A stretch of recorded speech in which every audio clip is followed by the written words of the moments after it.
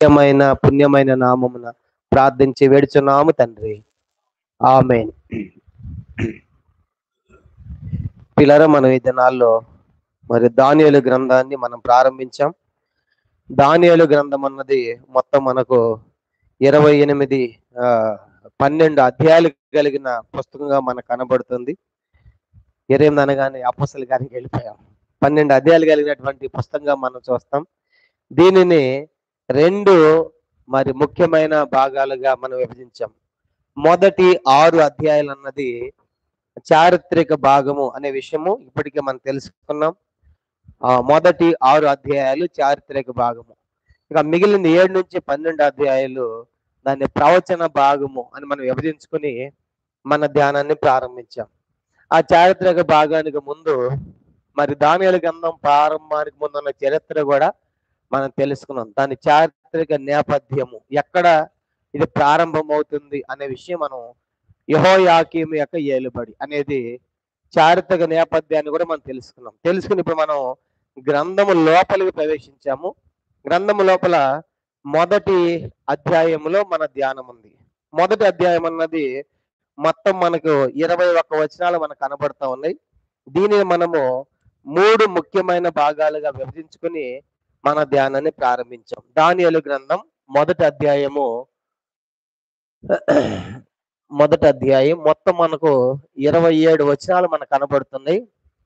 దీనిని 3 ముఖ్యమైన భాగాలు విభజించుకున్నాం. మొదటిది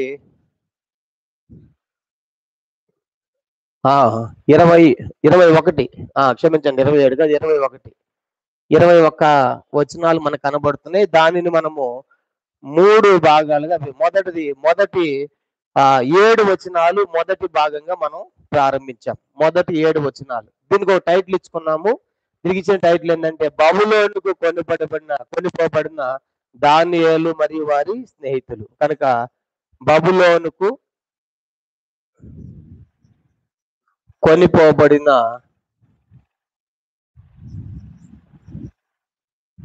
దానియేలు వారి స్నేహితులు, దానియేలు మరియు వారి స్నేహితులు అని మనం టైటిల్ ఇచ్చుకుని మొదటి సంగతి మనం ప్రారంభించాం.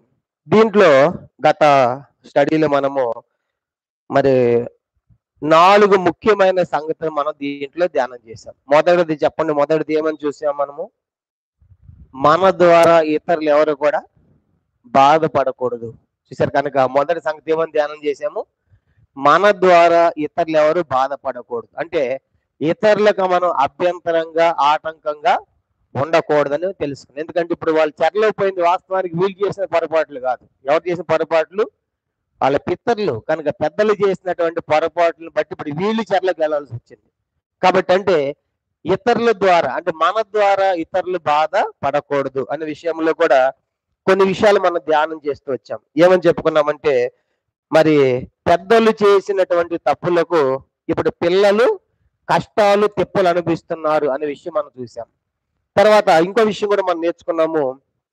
తర్వాత పిల్లలు కూడా పెద్దల యొక్క పేర్లు చెప్పి, అంటే పెద్దవాళ్ళ యొక్క పేర్లు చెప్పి వీళ్ళు బతకూడదు. అంటే చెట్టు పేరు చెప్పి కాయలు అమ్ముకున్నట్టుగా ఉండకూడదు. ఎవరి నీతి వారిదే, ఎవరి యొక్క విశ్వాసము వారిదే అనే విషయాలు మనం చూసాం. కాబట్టి మన ద్వారా ఎవరు బాధపడకూడదు, అంటే ఇతరులకు అభ్యంతరంగా ఉండకూడదు అనే మొదటి విషయంగా మనం చూసాము. తర్వాత రెండో సంగతి కూడా మనం ప్రారంభించాము. రెండో సంగతి ఏమని చూసాము? తీర్పు మన యొద్దనే ప్రారంభమైతే లోకం యొక్క సంగతి ఏంటి? కనుక తీర్పు దేవుని ప్రజల యొద్దనే ప్రారంభమవుతుంది అనే విషయం మనం చూసాం. దాన్ని కూడా ఎంత వివరంగా చూసాము. కనుక అంటే తీర్పు ఇప్పుడు చూడండి, వీళ్ళు చెరలోకి పోవటం అంటే, దాసులుగా పోవటం అంటే దేవుడు ఎవరికి తీర్పు తీరుస్తున్నాడు? సొంత ప్రజలకి, యూదులకి, ఇశ్రాయేలు ప్రజలకి. కాబట్టి వీళ్ళు యూదులు కదా, నా సొంత ప్రజలు అని చెప్పాడు కదా. కనుక వీరు నా సొంత ప్రజలు అని చెప్పినటువంటి ఆ ప్రజలను దేవుడు ఇప్పుడు ఎక్కడ పంపిస్తున్నాడు? చెరలకు పంపిస్తున్నాడు. అంటే తీర్పు అనేది దేవుని ప్రజల యొద్దనే ప్రారంభం అవుతుంది. దేవునికి ఇంట్లో ఉన్న వారి యొద్దనే ప్రారంభం అవుతుంది. ఇంకా చెప్పాలంటే క్రైస్తవుల దగ్గర నుంచే తీర్పు ప్రారంభం అవుతుంది అనే విషయం మనం చూసాం. దేవుడు సొంత ప్రజలు విడిచిపెట్టలేదు. చేసిన పొరపాట్లను బట్టి దేవుడు వాళ్ళు చెరలో పెట్టాడు. కానీ క్రైస్తవుడు ఒక లోకానికి వెలుగుగా ఉండాలి, కానీ లోకానికి వెలిగివలసినటువంటి క్రైస్తవుడే చీకటి అయిపోతే ఇక చీకట్లో అంధకారం ఉన్న వారి పరిస్థితి ఎంత ఘోరంగా ఉంటుందో మనం ఆలోచించాలని చూసాం. అది రెండో సంగతిగా మనం ధ్యానం చేసాం. మూడో సంగతి ఏమని చూసామంటే, ఈ నెబుకద్నెజరు దాడి చేసిన తర్వాత ఆ దేవుని యొక్క మందిర వస్తువులన్నీ తీసుకుని ఎక్కడ పెట్టాడు? మళ్ళా తన దేవతాలయపు బొక్కసములు, అంటే నిధిని దాచే స్థలములో. అంటే దేవుని మందిర వస్తువులు తీసుకెళ్ళి ఎక్కడ పెట్టాడు? మళ్ళీ ఆయన దేవుని మందిరములోని. అది ఏ దేవుడన్నా కానీ, అంటే అతని లోపల భయం ఏముంది? దేవునికే చెందాలి అనే విషయం మనం చూసాం. కాబట్టి మూడో విషయం మనం నేర్చుకున్నామంటే, దాని ద్వారా దేవునికి ఇవ్వాలి, కైసరికి ఇవ్వాలి, దేవునికి ఇవ్వాలి అనే విషయం కూడా మనం గత వారం మనం చూసాం. తర్వాత నాలుగో సంగతిగా మరో సంగతి కూడా మనం చూసాం. అది నాలుగోది ఏమని చూసామంటే, ఆ 3-4 వచనాల్లో, దానియేలు గ్రంథం 1వ అధ్యాయం 3-4 వచనాల్లో రాజుగారి యొద్ద నివసించడానికి 7 లక్షణాలు ఉండాలని కోరుతున్నాడు రాజు అని మనం ధ్యానం చేసాం. కనుక ఇది 4వ సంగతి. కనుక రాజుగారి యొద్ద ఉండాలంటే ఎన్ని లక్షణాలు ఉండాలని ఆశపడుతున్నాడు రాజు? 7 లక్షణాలు ఉండాలి. ఇది 4వ సంగతిగా మనం గత వారం చూసాం. మొదటిది ఏంటంట? ఏ లోపము లేని వారిగా ఉండాలి. రెండోది మనం చూసాము, సౌందర్యము కలిగి ఉండాలి. మూడవదిగా సకల విద్యా ప్రవీణత కలిగిన వారు ఉండాలి. నాలుగవది జ్ఞానము కలిగి ఉండాలి. ఐదవది తత్వజ్ఞానం ఉండాలి. ఆరవది రాజనగరనందు నిలవదగినటువంటి వారు ఉండాలి. ఏడవది ఆఖరిది కల్దీయ విద్య, కల్దీయ భాష వాళ్ళకి నేర్పాలి, వచ్చిన వారు ఉండాలి. కనుక అంటే ఇన్ని లక్షణాలు కోరితే, ఇన్ని లక్షణాలు ఉన్నటువంటి వ్యక్తే నా దగ్గర పని చేయటానికి యోగ్యుడు అన్నప్పుడు, నిజంగా ఒక భూలోక సంబంధమైన రాజుకి ఇన్ని కోరికలు ఉంటే తన దగ్గర పనిచేసేవాడు ఎలా ఉండాలని? మరి పరలోకపు రాజు కనుక ఆయన రాజ్యం శాశ్వతమైనది, నిశ్చలమైనది, అంతము లేనిది, యుగయుగాలు ఉండేది. అలాంటి రాజ్యానికి వారసులకు కాబోతున్న మన జీవితాల్లో మనకి ఇంకా ఎన్ని గుడ్ క్వాలిటీస్ ఉండాలి, ఎన్ని ఇంకా శ్రేష్టమైన లక్షణాలు ఉండాలని కోరాలి మన రాజు. కాబట్టి అలాగూ విలువ కలిగినటువంటి వారికి మనం జీవించాలి అనే విషయాలు మనం చూస్తూ వచ్చాం. ఇదంతా కూడా ఇప్పుడు చెప్పిందంతా గత వారం అయిపోయింది. ఇప్పుడు దాన్ని కొనసాగింపు మనం ప్రారంభించబోతున్నాం. కనుక గత స్టడీలో 4 విషయాలు ప్రాముఖ్యం గుర్తుపెట్టుకున్నాం. మొదటిది ఏం చెప్పండి? మన ద్వారా ఎవరు బాధపడకూడదు. రెండో సంగతి ఏమని చూసాము? తీర్పు అనేది దేవుని ప్రజలకు కూడా ఉంటది. మొట్టమొదటి దేవుని యొక్క ఇంటి వద్దనే ప్రారంభమవుతుంది. వారిని కూడా విడిచిపెట్టడు. వాళ్ళు క్రైస్తవులైనా, సేవకులైనా, పెద్దలైనా, విశ్వాసులైనా, భక్తిపరులైనా కనుక సరిగా జీవించకపోతే వారిని తప్పనిసరిగా దేవుడు శిక్షిస్తాడు అనే విషయం మనకి వీళ్ళ ద్వారా అర్థమవుతుంది. సొంత ప్రజలు యూదులు విడిచిపెట్టలేదు. రెండో విషయం మనం చూసాం. మూడోది ఏమని చూసాం చెప్పండి? మూడవది దేవునికి ఇవ్వాలి. కానీ దేవుని సంబంధమైన మనం తీసుకోకూడదు. తప్పనిసరిగా దేవునికి చెల్లించాలి. అది డబ్బే కావచ్చు, సమయమే కావచ్చు, బలమే కావచ్చు, ఏమైతే దేవునికి చెందాలో అవి దేవునికి తప్పనిసరిగా మనం ఇవ్వాలి. మూడో విషయం అని మనం చూసాం. ఎందుకంటే ఒక అన్య రాజే దేవుని తీసుకుని పోయి దేవుని యొక్క మందిరంలో పెట్టాడు. కనుక దేవతాలయంలో పెట్టాడంటే దేవునికి ఇవ్వాలని మనకు నేర్పించబడుతున్నాం. నాలుగోది చెప్పండి, భూలోక సంబంధమైన రాజే ఇన్ని లక్షణాలు ఉంటే పర సంబంధమైన రాజుకి ఎన్ని కోరికలు ఉండాలి. ఇంకా చూడండి, ఆర్మీ కూడా పోయినప్పుడు ఆర్మీలో కూడా చిన్న మిస్టేక్ అయినా రిజెక్ట్ అయిపోయింది. దేహంలో చిన్న అవయం లేకపోయినా, వేలు లేకపోయినా నువ్వు పనికిరా ఉంటాడు. అలా చూస్తే అసలు మరి పరలోకానికి పోవడానికి ఎవరు యోగ్యులు అవుతారు? లోకంలో ఒక ఆర్మీలోకి వెళ్ళాలంటేనే చిన్న వేలు లేకపోతే కాలు లేకపోతే అన్ఫిట్ అంటారే. అలాంటిది మరి పరలోకం పోవాలంటే దానికంటే ఎన్ని రేట్లు శ్రేష్టమైన పరలోకం. అసలు మనం పోల్చగలమా? అట్లా చూసుకుంటే పరలోకం పోవడానికి మనకు యోగ్యతే లేదు, మనం అర్హులమే కాము. ఎందుకంటే భూలోక సంబంధమైన రాజు ఇన్నిలో ఏ లోపం ఉండకూడదని ఇన్ని కోరతా ఉంటే మరి పరలోక రాజ్యం అయితే అంత ఈజీగా పోయేది కాదు. అది బంగారు వీధులు, ఇలాంటి లైట్లు ఉండవు. దేవుడు వెలుగుగా ఉంటాడు. సముద్రం లేదు, దుఃఖం లేదు, మరణం లేదు, బాధ లేదు, వ్యాధి లేదు. ఎల్లప్పుడూ ప్రభుత్వం ఉండేటువంటి యుగాలు ఆ ధన్యతలో పోవాలంటే ఇంకా ఎన్ని హై క్వాలిటీస్ మనకు ఉండాలో మనం ఆలోచించాలి. కనుక అలాగే విలువ కలిగినటువంటి వారిగా, విలువలు కలిగి మనం బ్రతకాలనేది ప్రభు కోరుతున్నాడు అనేది మనం నేర్చుకున్నాం. అయితే ఇప్పుడు ఈ రోజు కూడా కొన్ని విషయాలు మనం చూద్దాం. మన ధ్యానము దానియేలు గ్రంథం 1వ అధ్యాయము 4వ వచనములో ఉందని మనం జ్ఞాపకం చేస్తున్నాం. 4వ వచనం ఒకసారి చదువుదాము. దానియేలు గ్రంథం 1వ అధ్యాయము 4వ వచనం. అక్కడే మనం ఆగాం. వాళ్ళకి కల్దీయుల విద్య, భాష నేర్పిస్తున్నట్టుగా. దానియేలు గ్రంథం 1వ అధ్యాయము చూడండి 4వ వచనం మనం చూద్దాం. దానియేలు గ్రంథం 1వ అధ్యాయం 3-4 కలిసి ఉన్నాయి, చదువుకుంటాం. దానియేలు గ్రంథం 1వ అధ్యాయం 3-4 వచనాలు. రాజు అస్పెనజు అను తన నపుంసకుల అధిపతిని పిలిపించి అతనికి ఇలాగున ఆజ్ఞాపించెను, ఇస్రాయేల్లో రాజవంశములలో ముఖ్యులై లోపము లేని సౌందర్యమును సకల విద్య ప్రవీణతయు జ్ఞానమును కలిగి తత్వజ్ఞానము తెలిసిన వారై రాజనగరం నందు నిలువదగిన కొందరు బోలను రప్పించి కల్దీల విద్యను భాషను వారికి నేర్పుము. ఇప్పుడు చివరి భాగం మనం ప్రారంభించబోతున్నాం. కనుక ఎక్కడ ముగించాము? కల్దీల విద్య భాష వచ్చి ఉండాలని మనం ముగించాం. ఇప్పుడు దాంతో ప్రారంభిద్దాం. ఎందుకు కల్దీల విద్యా భాష నేర్పించాలి? ఎందుకు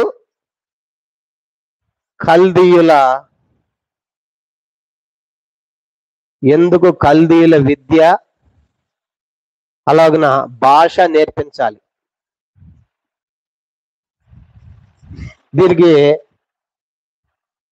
దీనికి సమాధానాలు మనం చూడబోతున్నాం. కానీ ఇప్పుడు రాజు ఎందుకు వారిని దీనికి ప్రాముఖ్యంగా 4 కారణాలు మనం చూడబోతున్నాం. 4 కారణాలు. ఇప్పుడు వాళ్ళని తీసుకొచ్చాడు, యోధా దేశం నుండి బబులోను దేశం తీసుకొచ్చాడు. తీసుకొచ్చిన తర్వాత ఎవరు పడితే వాళ్ళు కాదు, వాళ్ళు ఎట్లా ఉండాలి? రాజ వంశీకులుగా ఉండాలి. అంటే రాజవంశములోని వారిగా ఉండాలి. ఎందుకంటే రాజవంశములో ఉన్న వారికి రాజకీయాలు తెలుస్తాయి కనుక ఇప్పుడు పరిపాలించాలి. కనుక రాజవంశీకులుగా ఉండాలి. రాజవంశీకులు కూడా అందరూ కాదంట, ముఖ్యులుగా ఉండాలి. ఇప్పుడు చదువుకున్న 7 లక్షణాలు కలిగినటువంటి వారు ఉన్నటువంటి వారు మాత్రమే ఆ యొక్క పరిపాలనకు అర్హులు, యోగ్యులుగా ప్రకటించాడు, కావాలన్నాడు. అయితే ఇప్పుడు ఎందుకు ఆయన కల్దీల విద్య భాష నేర్పించాలని కోరుతున్నా అంటే, ఇప్పుడు బబులోను దేశము కాదు, అది ఏమైందని చెప్పుకున్నాం మనము? సామ్రాజ్యము. చెప్పండి, ఏమైంది? బబులోను దేశము కాదు, ఏమైంది? సామ్రాజ్యమైంది. దేశం అంటే ఇప్పుడు మన దేశం భారతదేశం, ఇలాంటి కొన్ని దేశాలు ఒకటే పరిపాలించి అనుకోండి, దాన్ని ఏమంటాము? సామ్రాజ్యం అంటాం. అంటే ఇప్పుడు ఇప్పుడు కల్దీలు ఈ యొక్క అశూరియులు తగ్గిపోయారని చెప్పుకున్నాము. ఎవరు ఇప్పుడు పుంజుకుంది బలము? బబులోను. కనుక బబులోను పుంజుకుని ఎన్నో దేశాలు జయించారు, పెద్ద సామ్రాజ్యం అయిపోయింది. అంటే సామ్రాజ్యం అయితే ఇప్పుడు రాజు అవుతాడు, చక్రవర్తి అవుతాడు. సామ్రాజ్యానికి చక్రవర్తి అవుతాడు, దేశానికేమో రాజు, సామ్రాజ్యానికి చక్రవర్తి అయ్యాడు. కానీ ఇప్పుడు విస్తారమైన దేశాలు, ఎంతో మంది ప్రజలు, కనుక ఇప్పుడు ఆ ప్రజలందరితో ఒకే భాష ఉంటుందా? ఉండదు. కనుక ఒక ప్రాంతానికి పోతే ఒక భాష. ఇంకో ప్రశ్న కూడా మీకు చెప్పాలి, ఇంకో దానికి కూడా. అప్పట్లో ఇంటర్నేషనల్ లాంగ్వేజ్ రాలేదు. ఎవరి టైంలో? నెబుకద్నెజర్ టైంలో ఇంటర్నేషనల్ లాంగ్వేజ్ లేదు. కనుక ఎవరి భాషలు వారికే ఉన్నాయి. మరి ఇంటర్నేషనల్ లాంగ్వేజ్ ఇప్పుడు ఏం చెప్పండి? ఎప్పుడు వచ్చింది అది అమల్లోకి? అలెగ్జాండర్ టైంలో వచ్చింది. ఎప్పుడు వచ్చింది అది? అలెగ్జాండర్ టైంలో. అప్పుడు ప్రపంచంలోని భాషలన్నీ కలిపి మాట్లాడాలి, ఇంటర్నేషనల్ లాంగ్వేజ్ అప్పుడు ఎంటర్ అయింది. అప్పుడు దాకా ఎవరి భాషలు వాళ్ళకి. ఒకే భాష ఉంది. ఎప్పుడు? ఆదికాండం 11వ అధ్యాయంలో మనం చూస్తాం కదా. 11వ అధ్యాయంలో ఎన్ని భాషలు ఉన్నాయంట? అందరూ ఒకే భాష మాట్లాడుకుని అనుకున్నారు, గోపురం కట్టి మనం పేరు సంపాదించాలనుకున్నారు. కనుక దేవుడు ఏం చెప్పాడు? గోపురం ఎందుకు చెప్పండి? గోపురం ఎందుకు కట్టాలనుకున్నారు వాళ్ళు? ఆకాశం అంటే గోపురం ఎందుకు కట్టాలనుకున్నారంటే, ఆల్రెడీ జలప్రళయం వచ్చింది, అందరిని ముంచి వేసింది. మళ్ళా జలప్రళయం అయితే మనం ఎక్కడికి ఎక్కొచ్చు? చెప్పండి, ఎక్కడికి ఎక్కొచ్చు? గోపురం మీదకి వేసి మనం బతకొచ్చు అనుకున్నారు. దేవుడు చెప్పాడు ముందే, నోవహు దేవుని చెప్పాడు, మళ్ళా ఇలాంటి జలప్రళయం నేను రప్పిస్తానన్నాడా? రప్పించనని చెప్పాడా? రప్పించనని చెప్పాడు. కనుక నిబంధన కూడా చేశాడు, గుర్తు కూడా పెట్టాడు, వాళ్ళకి నిబంధన కూడా చేశాడు. ఇలాంటి జలప్రళయం మళ్ళా నేను తీసుకొని రానని దేవుడు పశ్చాత్తాపడి వద్దురా అంటే దేవుని మాట విన్నారా? వినకుండా, అంటే వీళ్ళకి దేవుని మాట మీద నమ్మకం లేకుండా మళ్ళా జలప్రళయం వచ్చిద్దేమో. అప్పుడేమో జలప్రళయం వస్తుందిరే బాబు, మారు మనసు పొందనంటే పొందలేదు, పొందకుండా ఇష్టానుసారంగా జీవించారు. ఒకసారి జలప్రళయం వచ్చిన తర్వాత, ముంచి వేసిన తర్వాత భయం వచ్చింది, మళ్ళా వస్తదేమో. వస్తాయని ఒకవేళ మనం ఏం చేయాలి? దాంట్లో ఆకాశం అంత ఎత్తు కట్టుకుంటే దాంట్లో బతకాలనుకున్నారు. దేవుడు కోపం వచ్చింది. అందుకే మొట్టమొదటి నేను చెప్పాను కదా మీకు, నశింపజేయని చెప్పాను కదా, మళ్ళీ ఎందుకు కొడుతున్నారు మీరు? పేరు సంపాదించుకోవాలి, దాంట్లో దాక్కోవాలంటే దేవుని యొక్క ఆలోచనలకు విరుద్ధముగా, దేవుని మీద నమ్మకం లేకుండా అది కట్టాలనుకున్నాడు. అప్పుడు దాకా ఒకే భాష ఉంది. అప్పుడు దేవుడు కోపం వచ్చి వాళ్ళ భాషలు ఏం చేశారంటే, అక్కడ ఆ బాబేలు గోపురం దగ్గర తారుమారు చేశారు. అందుకే తారు తెమ్మంటే ఒక ఇటుకు తెస్తున్నాడు, ఇటుకు తెమ్మంటే కంకర తెస్తున్నాడు, సిమెంట్ తెస్తున్నాడు. భాషలు అర్థం కావట్లేదు. అలాగా భాషలు ప్రపంచంలో, దేశంలో వ్యాపించాయి. ఒకే భాష అక్కడ విడిపోయిన తర్వాత మళ్ళీ ఇంటర్నేషనల్ లాంగ్వేజ్ ఎక్కడ మనం ప్రారంభం అవుతుంది? మనకి అలెగ్జాండర్తో ప్రారంభం అవుతుంది. ఇప్పుడు ఎక్కడంట? అలెగ్జాండర్. అంటే ఇప్పుడు గుర్తుపెట్టుకోవాలి, ఇప్పుడు బబులోన్ టైంలో ఇంటర్నేషనల్ లాంగ్వేజ్ లేదు. కనుక ఎవరి యూదుల భాష యూదులకే, కల్దీల భాష కల్దీలకే ఉంది. కానీ ఇప్పుడు ప్రశ్న ఏంటంటే, ఇప్పుడు సామ్రాజ్యం విస్తరించింది కాబట్టి, చక్రవర్తి అయ్యాడు కాబట్టి, చాలా దేశాల నుంచి ప్రజలను జయించుకొని వచ్చాడు కాబట్టి, ఇప్పుడు వీళ్ళందరూ పరిపాలించాలంటే 4 ముఖ్యమైన కారణాలతో వాళ్ళకి భాష విద్య నేర్పిస్తా ఉన్నాడు. మొదటి సంగతి ఏమన్నా గుర్తుపెట్టుకోవాలంటే, ఇప్పుడు వీళ్ళకి మంచి విద్యా భాష నేర్పించాడు అనుకోండి, వీళ్ళు ప్రజల దగ్గరికి వెళ్ళి రాజుగారు చెప్పవలసినటువంటి ఏమైతే రాజుగారు మనసులో అనుకుంటున్నారో ఆ విషయాలు వాళ్ళకి చక్కగా వాళ్ళకి చెప్పగలుగుతారు. అందుకంటే మొదటి విషయం ఏం రాసుకోవాలంటే, రాసుకునే వాళ్ళు సరి అయిన మధ్యవర్తిత్వం చేయుటకు. మొదటి కారణం ఏంటంటే, రాజుకి ప్రజలకి మధ్యలో రాజు యొక్క మనసులో ఉన్న సంగతులు వీళ్ళ ద్వారా ప్రజలకు వెళ్ళాలంటే సరి అయిన మధ్యవర్తిత్వం చేయుటకు దానికి నేర్పించాలనుకుంటున్నాడు. సరి అయిన మధ్యవర్తిత్వం, సరి అయిన మధ్యవర్తిత్వం చేయుటకు. ఎందుకంటే ఇప్పుడు రాజుగారికి వాళ్ళందరి భాషలు రావు కదా. కానీ ఇప్పుడు వీళ్ళేం చేయాలంటే, రాజుగారు అనుకున్నది వాళ్ళకి చెప్పాలంటే కనుక వీళ్ళకి భాష నేర్పించి రాజుగారు ఏమనుకుంటున్నాడు అనే విషయాలు ఆ యొక్క సామ్రాజ్యం వాళ్ళకి తెలియాలి అని గుర్తుపెట్టుకోవాలి. ఇక్కడ ఒక్కళ్ళే కాదు, దానియేలు వీళ్ళే కాదు, ఇంకా చాలా మంది ఉండుంటారు. కనుక వాళ్ళకు కూడా ఏం చేయాలి, ఈ భాష నేర్పించాలి. అప్పుడు వాళ్ళు ఈ భాష నేర్చుకున్నప్పుడు ఏ ప్రాంత ప్రజలు ఆ భాష వాళ్ళకి వాళ్ళ భాషలో విషయాలు చెప్పగలుగుతారు. చెప్తాం. మొదటి విషయం ఏంటంటే, సరి అయిన మధ్యవర్తిత్వం చేయటానికి, అంటే రాజుగారి మనసులో ఉన్నటువంటి విషయాలు ప్రజలకు చెప్పడానికి మధ్యవర్తులుగా వీళ్ళని నియమించుకుంటున్నాడు. ఎవరిని? రాజవంశీకులను, ముఖ్యులైన వారిని, ఇలాంటి లోపం లేని 7 లక్షలు కలిగిన రాజుకి ప్రజలకి మధ్యలో వీళ్ళు మధ్యవర్తిత్వం చేయాలి. చూడండి, ఇప్పుడు మన ప్రధానమంత్రి ఏదైనా ఒక ఆర్డర్ జారీ చేశాడు అనుకోండి, అవి ఇమీడియట్లీ ఏం చేస్తారు, దేశం అంతటా కూడా వెళ్ళిపోతారు. అంటే దేశం అంతటా ఆ మధ్య ఒకటి చెప్పారు కదా, అందరూ క్యాండిల్ వెలిగించండి దీపం అంటే అందరూ ఏం చేశారు, దీపం వెలిగిస్తారు. అట్లా ఇప్పుడు రాజుగారి మనసు ప్రపంచం అంతా వెళ్ళాలంటే కూడా మధ్యవర్తులు కావాలి. ఆ మధ్యవర్తులు ఎవరు? ఇప్పుడు వాళ్ళకి దానికి ఆయన కింద మంత్రులు ఉంటారు, మంత్రుల కింద నెక్స్ట్ జిల్లాలు ఉన్నాయి, రాష్ట్రాలు ఉన్నాయి, రాష్ట్ర మంత్రి ఉంటాడు, రాష్ట్ర కింద మళ్ళీ మంత్రి మండలం ఉంటది, వాళ్ళ కింద కలెక్టర్లు ఉంటారు, వాళ్ళ కింద ఎంఆర్ఓలు ఉంటారు, వాళ్ళ కింద విఆర్ఓలు ఉంటారు, ఇలా ఎన్నో ఉన్నాయి కదా. కనుక ఇప్పుడు వీళ్ళంతా ఏం చెప్పండి, అక్కడ జారేటువంటి అమలు చేయమన్నది వీళ్ళందరి ద్వారా ప్రజల్లోకి వెళ్ళిపోతుంది. వీళ్ళంతా ఎవరు చెప్పండి, ప్రజలకి వాళ్ళకి మధ్యవర్తి లాంటి వాళ్ళు. కాబట్టి మొదటి విషయం ఏంటంటే, సరి అయిన మధ్యవర్తిత్వం చేయటానికి. కనుక అంటే రాజుకి ప్రజలకి మధ్యలో రాజు అనుకున్న విషయాలు ప్రజలకు చేరవేయటానికి కావాలంటే వీళ్ళకి ఈ భాష నేర్పించాలి. ఎందుకంటే వాళ్ళకి ఆ భాష వచ్చే, వాళ్ళకి ఈ భాష వచ్చి, వీళ్ళకి ఈ భాష వచ్చు. కానీ వీళ్ళకన్నా తెలిసిందనుకోండి కల్దీల భాష, వాళ్ళ భాషలో వాళ్ళకి చెప్పడానికి అవకాశం. అందుకే వాళ్ళకి తప్పనిసరిగా ఆ రాజవంశీయులందరూ కూడా ఈ భాష నేర్పించాలి. అంటే దానియేలు వాళ్ళ స్నేహితులు అనుకోబాకండి, ఇక్కడ మిగతా దేశాలు వచ్చిన వారికి కూడా ఇలాంటివి నేర్పించారు. కనుక అంటే ఏ ప్రజలకు ఆ ప్రజలకు సంబంధించిన వారిలో ముఖ్యమైనటువంటి వారిని కోరుకుని అలాగ నియమించారు. మొదటిది. రెండో సంగతి ఏంటంటే, రెండో విషయం రాసుకుందాం. రెండో విషయం ఎందుకు ఈ భాష వాళ్ళకి నేర్పించాలంటే, వారు వెళ్ళి తమ స్వజాతీయులను ఒప్పించగలరు. కనుక వారు వెళ్ళి, ఎవరైతే భాష నేర్చుకున్నారో రాజవంశీకులు, వారు వెళ్ళి తమ స్వజాతీయులను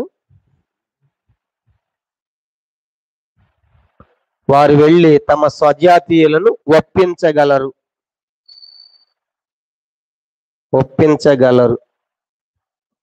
కానీ ఇప్పుడు రాజు వీళ్ళకి అర్థమైపోయింది అనుకోండి, కల్దీల విద్య భాష, రాజుగారు ఏం చెప్పాలనుకుంటున్నారో వీళ్ళిపోయి ఆ ప్రజల దగ్గరికి వాళ్ళ భాషలో వాళ్ళకి చెప్తే ఎట్లా ఉంటుంది చెప్పండి, వాళ్ళ భాష వాళ్ళకి చెప్తే మంచిగా అర్థమవుతుంది.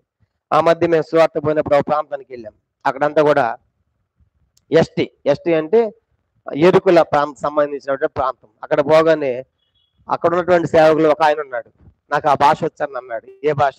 వాళ్ళ భాష. అనగానే ఒక పాట పాడు అన్నాం. అనగానే ఎరుకుల భాషలో ఒక పాట పాడగానే అదంతా ప్రాంతం అంతా వాళ్ళే ఉంటారు. అందరూ బయటకు వచ్చేసారు. ఏంటి చెప్పండి, అరే మా భాషలో ఎవరు పాడుతున్నాడు అని. కానీ అందరూ వచ్చి బయటకు విన్నారు. అంటే అర్థం ఏం చెప్పండి, వాళ్ళ సొంత భాషలో పాడితే వాళ్ళకి ఎంతో సంతోషంగా, ఉత్సాహంగా అర్థమవుతుంది. కానీ కొన్ని ప్రాంతాలు, లంబాడి ప్రాంతాలకి వెళ్ళి దష్టి ప్రాంతానికి, అక్కడ ఆ భాష పాటలు కూడా ఉన్నాయి మన దాంట్లో. అవి పాడినప్పుడు వాళ్ళు ఏం చేస్తారు, కనుక వాళ్ళందరూ వచ్చేస్తారు. అంటే ఇప్పుడు సొంత భాష చూడండి, సొంత భాష వినగానే అదొక ఉత్సాహము, వినాలనిపిస్తూ ఉంటది. కొంచెం తర్జుమాలు పెట్టినా కూడా ప్రజలకు అర్థం కాదు, చూసారా? కానీ కొన్నిసార్లు తర్జుమాలు పెట్టినా కూడా అంత ఇంట్రెస్ట్ విన్నారు సొంత భాషలో.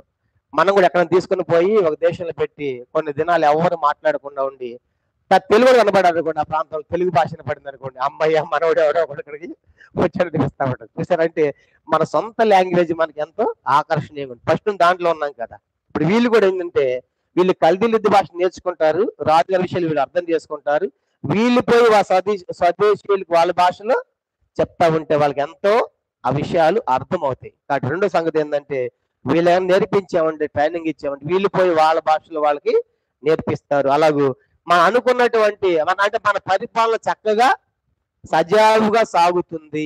అది దాని యొక్క ఇంటెన్షన్, దాని యొక్క అర్థం, ఉద్దేశం ఏంటంటే పరిపాలన నిరభ్యంతరంగా సాగాలి, పర్ఫెక్ట్ గా సాగాలి. అభ్యంతరంగా ఉండాలంటే ఇది రెండో సంగతి. మొదటిది ఏం చెప్పడం, మొదటిది ప్రజలకు వీళ్ళకి మధ్యవర్తులుగా ఈ రాజవంశీయులు పెట్టుకుని భాష నేర్పిస్తే కనుక ఆ మధ్యవర్తి చేస్తారు. రెండవదిగా వీళ్ళు చేసిన తర్వాత వీళ్ళు పోయి ఆ సొంత ప్రజలకు, ఇప్పుడు యూదులు అనుకో యూదుల భాష వాళ్ళు చెప్తారు, కనుక సిరియా అనుకో సిరియా భాషలో చెప్తారు. కనుక వీళ్ళందరూ నేర్చుకున్న భాష ఏంటి, కల్దీల భాష. కానీ కల్దీల భాష నేర్చుకుని వీళ్ళు అర్థం చేసుకుని వీళ్ళు వాళ్ళ సొంత భాషలు చెప్తా ఉంటే ప్రజలందరూ కూడా ఓకే చేస్తారన్నమాట. దాని కొరకు వాళ్ళకి విద్య నేర్పించాలనుకుంటున్నాడు.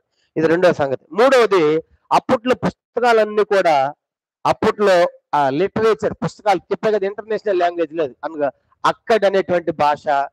రెండవది సిరియా భాష, అరామీ భాషలో పుస్తకాలు ఉండేవి కనుక అక్కడ్ అంటే అకాడియన్, కనుక అకాడియన్ అని ఉంది కదా, అకాడియన్ అనేటి లేదా అకాడియన్ లేదా అక్కద్ అంటారు దాన్ని, ఆ భాషలో ఉండేది. రెండోది సిరియా.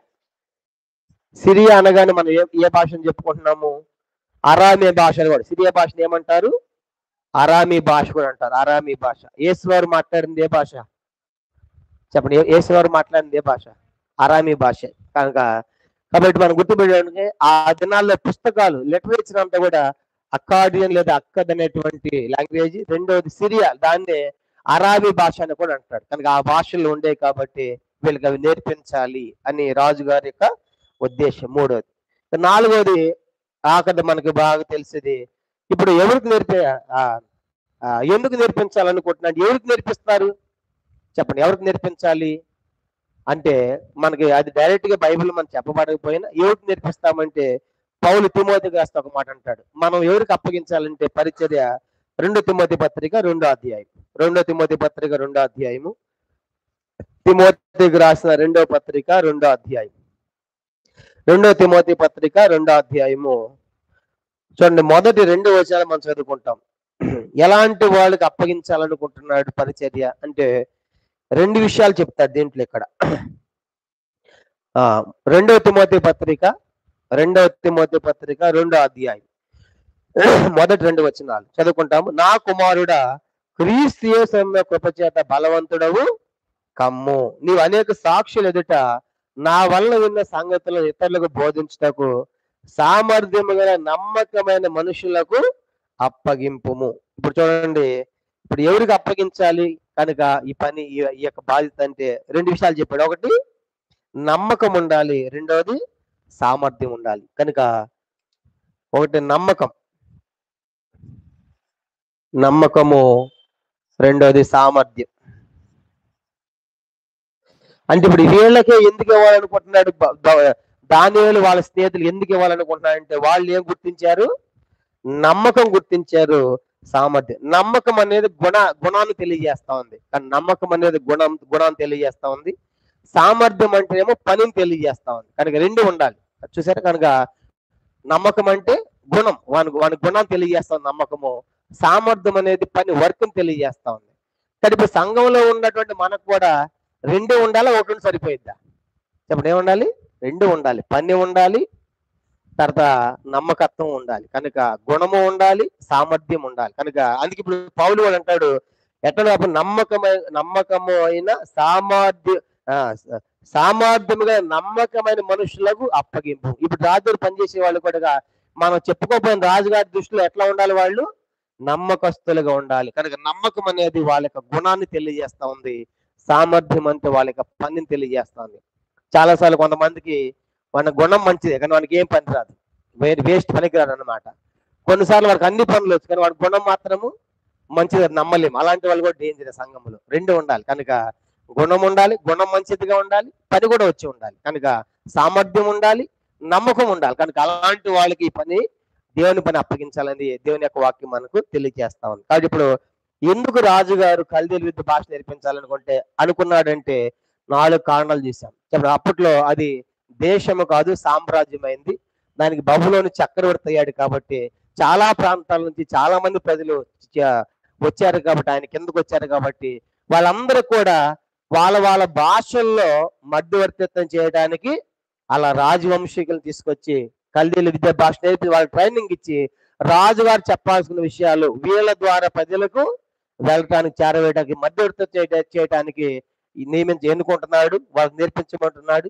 రెండవది, వాళ్ళు కనుక వాళ్ళ సజాతీయులు పోయి వాళ్ళ భాషలో కనుక చెప్తే వాళ్ళు తప్పనిసరిగా దాన్ని యాక్సెప్ట్ చేస్తారు. అది మనవాడికి చెప్తా ఉంది, మన భాష చెప్తున్నారంటే వాళ్ళు ఒప్పించడానికి వీలవుతుంది అన్నమాట. రాజుగారు చెప్పేటువంటి సంగతులు వాళ్ళు చేయటానికి, అది అమలు అవటానికి, పని జరగటానికి, పరిపాలన చాలా ఈజీ అవుతుంది కాబట్టి వాళ్ళు ఒప్పించగలరు కాబట్టి వాళ్ళు నేర్పించాలనుకుంటున్నాడు. మూడవది, ఆ దినాల్లో ఎట్టబడిన పుస్తకాలన్నీ అకాడియన్ లేదా సిరియా భాషలు ఉన్నాయి కాబట్టి తప్పనిసరిగా ఇది వాళ్ళు నేర్చుకోవాలి. కానీ నేర్చుకుంటే తప్ప వాళ్ళ రాజుగారికి ఉపయోగపడరు. ఎందుకంటే ఇది ఇంటర్నేషనల్ లాంగ్వేజ్ అప్పటికి రాలేదని చెప్పుకున్నాం. తర్వాత 4వ సంగతి ఏం చెప్పండి, ఇక వాళ్ళు ఎట్లా ఉండాలి, వాళ్ళు సామర్థ్యం ఉండాలి, వాళ్ళకి నమ్మకం ఉండాలి. కనుక సామర్థ్యం అనేది ఏమో గుణాన్ని తెలియజేస్తా ఉంది. వాడు గుణము కనుక మంచి నమ్మకస్తుడండి, సామర్థ్యం అంటే వాడు మంచి పనివంతుడండి అన్నాడు. కాబట్టి మనకి దేవుని ఇంట్లో సంఘములో కూడా ఈ రెండు మనకు కలిగి ఉంది. తప్పనిసరిగా మనము మంచి సామర్థ్యం కలిగి ఉండాలి, మంచి పనివారుగా కూడా ఉండాలనేది మనకు నేర్పించబడుతుంది. కనుక ఇది ఎందుకు కల్దీయుల విద్య నేర్పించాలనుకున్నాడు అనే దాన్ని మనం చూసాం. దీంతో మనకి 4వ వచనం ముగించబడింది. చెప్పండి, ఎన్నో వచనం ముగించబడింది? ఇప్పుడు 4వ వచనం.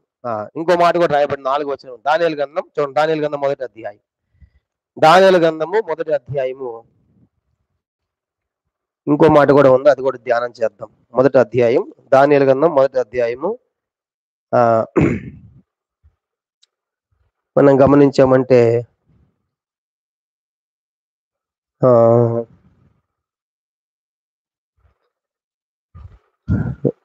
దానియేలు గ్రంథం 1వ అధ్యాయము ఒక మాట చూద్దాము. ఇక్కడ ఇంకో విషయం కూడా వాళ్ళని తీసుకుని వెళ్ళిన తర్వాత అక్కడ ఎవరికి అప్పగించాడంట ఆ మాట చూద్దాం. చూడండి, 3వ వచనంలోనే 3వ వచనం చూడండి. రాజు అష్పెనజు అను నపుంసకుల అధిపతిని పిలిపించి అతనికి ఇలాగున ఆజ్ఞాపించాను. ఇప్పుడు దానియేలు వాళ్ళ స్నేహితులను రాజు ఎవరికి అప్పగిస్తున్నారు చెప్పండి? ఎవరికి అప్పగిస్తున్నాడు? నపుంసకుల అధిపతికి. అంటే ఇప్పుడు ప్రశ్న ఏంటంటే, మరి దానియేలు నపుంసకుడుగా చేయబడ్డా లేదా? అది కూడా క్లారిటీ తెలుసుకుందాం కొన్ని విషయాలు. చెప్పండి, దానియేలు నపుంసకుడుగా చేయబడ్డా లేదా? చెప్పండి, దానియేలు నపుంసకుడా? ఇప్పుడు ఎవరికి అప్పగించారు? వాళ్ళు నపుంసకుల అధిపతికి అప్పగించాడని రాయబడ్డాయి. కాబట్టి ఇప్పుడు దానియేలు నపుంసకులు లేదని చెప్పడానికి క్రైస్తవ ప్రపంచంలో 2 రకాల అభిప్రాయాలు ఉన్నాయి. 2 రకాల అభిప్రాయాలు. ఒకటి ఏంటంటే చేయబడి ఉండవచ్చు, రెండోది చేయబడకుండా కూడా ఉండవచ్చు అని చెప్పడానికి 2 రీజన్స్ కూడా ఉన్నాయి. దానికి కొన్ని కారణాలు మనం చూద్దాం. ఇప్పుడు మొట్టమొదటిది, ఇప్పుడు దానియేలు నపుంసకుడు చేయబడ్డాడు అనగానే వెంటనే చేయబడ్డాడని చెప్పలేము, చేయబడలేదని కూడా చెప్పలేము. 2 రకాల అభిప్రాయాలు క్రైస్తవ ప్రపంచంలో పండితుల మధ్య ఉన్నాయి. చేయబడ్డాడు అని చెప్పడానికి ఒక మూడు కారణాలు మీకు జ్ఞాపకం చేస్తారు. 2 రకాలు ఉన్నాయి, చేయబడి ఉండవచ్చు, చేయబడిపోవచ్చు. మొదటిది, ఆయన నపుంసకుడుగా చేయబడి ఉంటాడు అని చెప్పడానికి మొదటి కారణం ఏంటంటే ఇదే. 3వ వచనంలో ఎవరికి అప్పగించబడ్డాడు చెప్పండి? నపుంసకుల అధిపతికి. ఈయన బహుశా నపుంసకులు చేశారు కాబట్టి నపుంసకుల అధిపతికి అప్పగించి ఉండవచ్చు అనేది క్రైస్తవ పండితుల మధ్య ఉన్న మొదటి అభిప్రాయం. దానియేలు నపుంసకుడుగా చేయబడ్డాడు అని చెప్పడానికి మొదటి కారణం ఏంటంటే 2 రకాల అభిప్రాయాలు. ఈ అభిప్రాయాల్లో మొదటిది నపుంసకుల అధిపతికి అప్పగించుట. నపుంసకుల అధిపతికి అప్పగించుట. ఆయనకు అప్పగించాడు కాబట్టి బహుశా ఈయన్ని నపంసకులుగా మార్చి ఉండవచ్చు అని పండితుల యొక్క అభిప్రాయం. లేకపోతే నపంసకులు ఎందుకు అప్పగిస్తాడు అనేది పండితుల యొక్క అభిప్రాయం. ఇవన్నీ విన్న తర్వాత అప్పుడు ఫైనల్ డెసిషన్కి వద్దాం. ఇప్పుడు ముందే డెసిషన్ ఏం చేసుకోవద్దు, అయ్యాడవద్దు అవ్వద్దు అనొద్దు. మొత్తం విన్న తర్వాత అప్పుడు మనకు అర్థమవుతుంది అయ్యాడు లేదనేది. రెండవ సంగతి ఏంటంటే దానియేలు వివాహము చేసుకోలేదు. రెండో సంగతి ఏంటి, దానియేలుకి వివాహం అయితే అయినట్టుగా వివాహం చేసుకోలేదు. అంటే చేసుకున్నట్టుగా మనకి ఎక్కడ కూడా ఆధారాలు లేవు.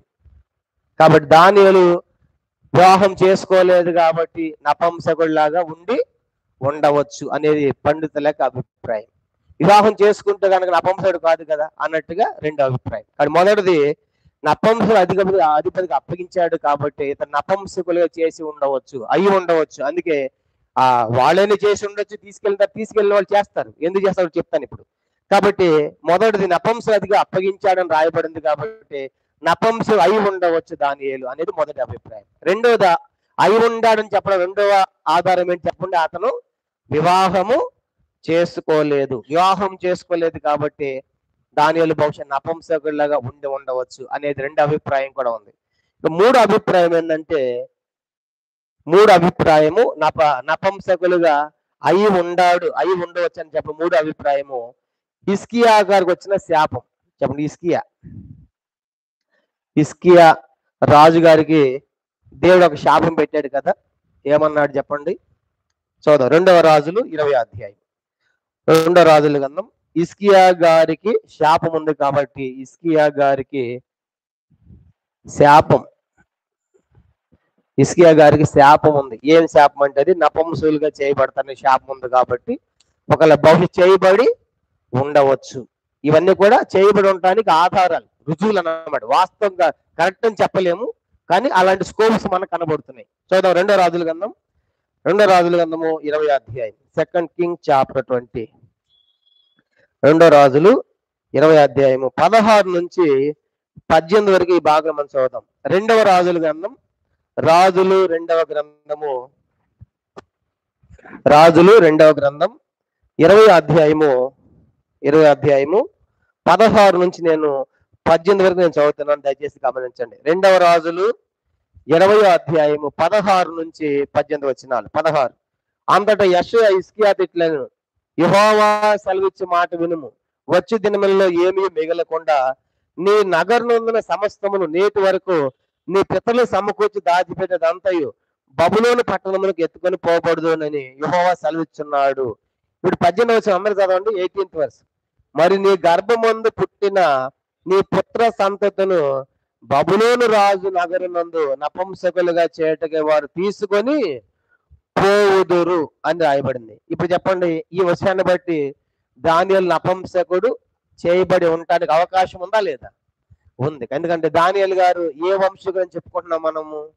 హిజ్కియా గారి వంశావళి వచ్చినటువంటి రాజవంశీకుడై ఉంటాడని మనం ఇంతకుముందు చెప్పుకున్నాం. కాబట్టి ఈ వచనాన్ని బట్టి కూడా మనం చూస్తాం హిజ్కియా గారి శాపం ఉంది కాబట్టి ఈ శాపాన్ని బట్టి ఒకవేళ నపంసకుడుగా చేయబడి ఉండవచ్చు అనే విషయం కూడా మనకు అర్థమవుతుంది. ఇప్పుడు ఈ 3 కారణాలను బట్టి చూసినప్పుడు బహుశా దానియేలు నపంసకుడు అయి ఉండవచ్చు, చేయబడవచ్చు. మొదటిది ఏంటంటే ఆ నపంసకుడు అధిపతికి అప్పగించాడు, నపంసకుడు కాబట్టి ఆయనకు అప్పగించాడు అనే మొదటి కారణం ఆలోచించారు. రెండవది ఏంటంటే దానియేలు వివాహం అయినట్టుగా మనకి ఎక్కడ రుజువు లేదు కాబట్టి, వివాహం చేసుకోలేదు కాబట్టి నపంసకుడు అయి ఉండవచ్చు. మూడవదిగా హిజ్కియా గారికి శాపం ఏంటంటే నీ పుత్ర సంతతి ఏమవుతారు? బబులోను దేశం పోయిన తర్వాత వాళ్ళు నపంసకులుగా చేస్తారు ఉంది కాబట్టి ఈ వచనాన్ని బట్టి కూడా బహుశా అయి ఉండవచ్చు. యెషయా గ్రంథం 39వ అధ్యాయం. హిజ్కియా గురించి మరొక మాట. యెషయా గ్రంథం 39వ అధ్యాయము 7వ వచనం చూడండి. యెషయా గ్రంథం ఇదే మాట అక్కడ కూడా రాయబడింది, మనం చదువుకున్న మాట. యెషయా గ్రంథం 39వ అధ్యాయము 7వ వచనం. Isaiah chapter 39:7. యెషయా గ్రంథం 39:7 కూడా చదువుదాము. మరియు నీ గర్భమందు పుట్టిన నీ పుత్ర సంతతును బబులోను రాజు నగరునందు నపంసకులుగా చేయటగా వారు తీసుకొని పోవుదురు. కాబట్టి ఇప్పుడు ఈ 2 వచనాలను బట్టి దానియేలు బహుశా నపంసకుడుగా చేయబడి ఉండవచ్చు అని చెప్పడానికి మనకి ఆధారం కనబడుతోంది. కాబట్టి ఇప్పుడు ఈ 3 కారణాలు అనగానే, ఇప్పుడు నపుంసకులు అనగానే యేసుప్రభువు కూడా ఒక మాట చెప్పాడు. నపుంసకులు అనగానే యేసుప్రభువు కూడా ఈ నపుంసకత్వాన్ని గురించి కనీసం 3 విషయాలు చెప్పాడు. మత్తయి సువార్త 19వ అధ్యాయం. మత్తయి సువార్త 19వ అధ్యాయము. యేసుప్రభువు తన నోట నపుంసకుల గురించి మాట్లాడినటువంటి మాట కూడా మనం చూద్దాం. మత్తయి సువార్త 19వ అధ్యాయము 12వ వచనం. మత్తయి సువార్త 19వ అధ్యాయం. Matthew's gospel chapter 19 verse 12. 19, 12.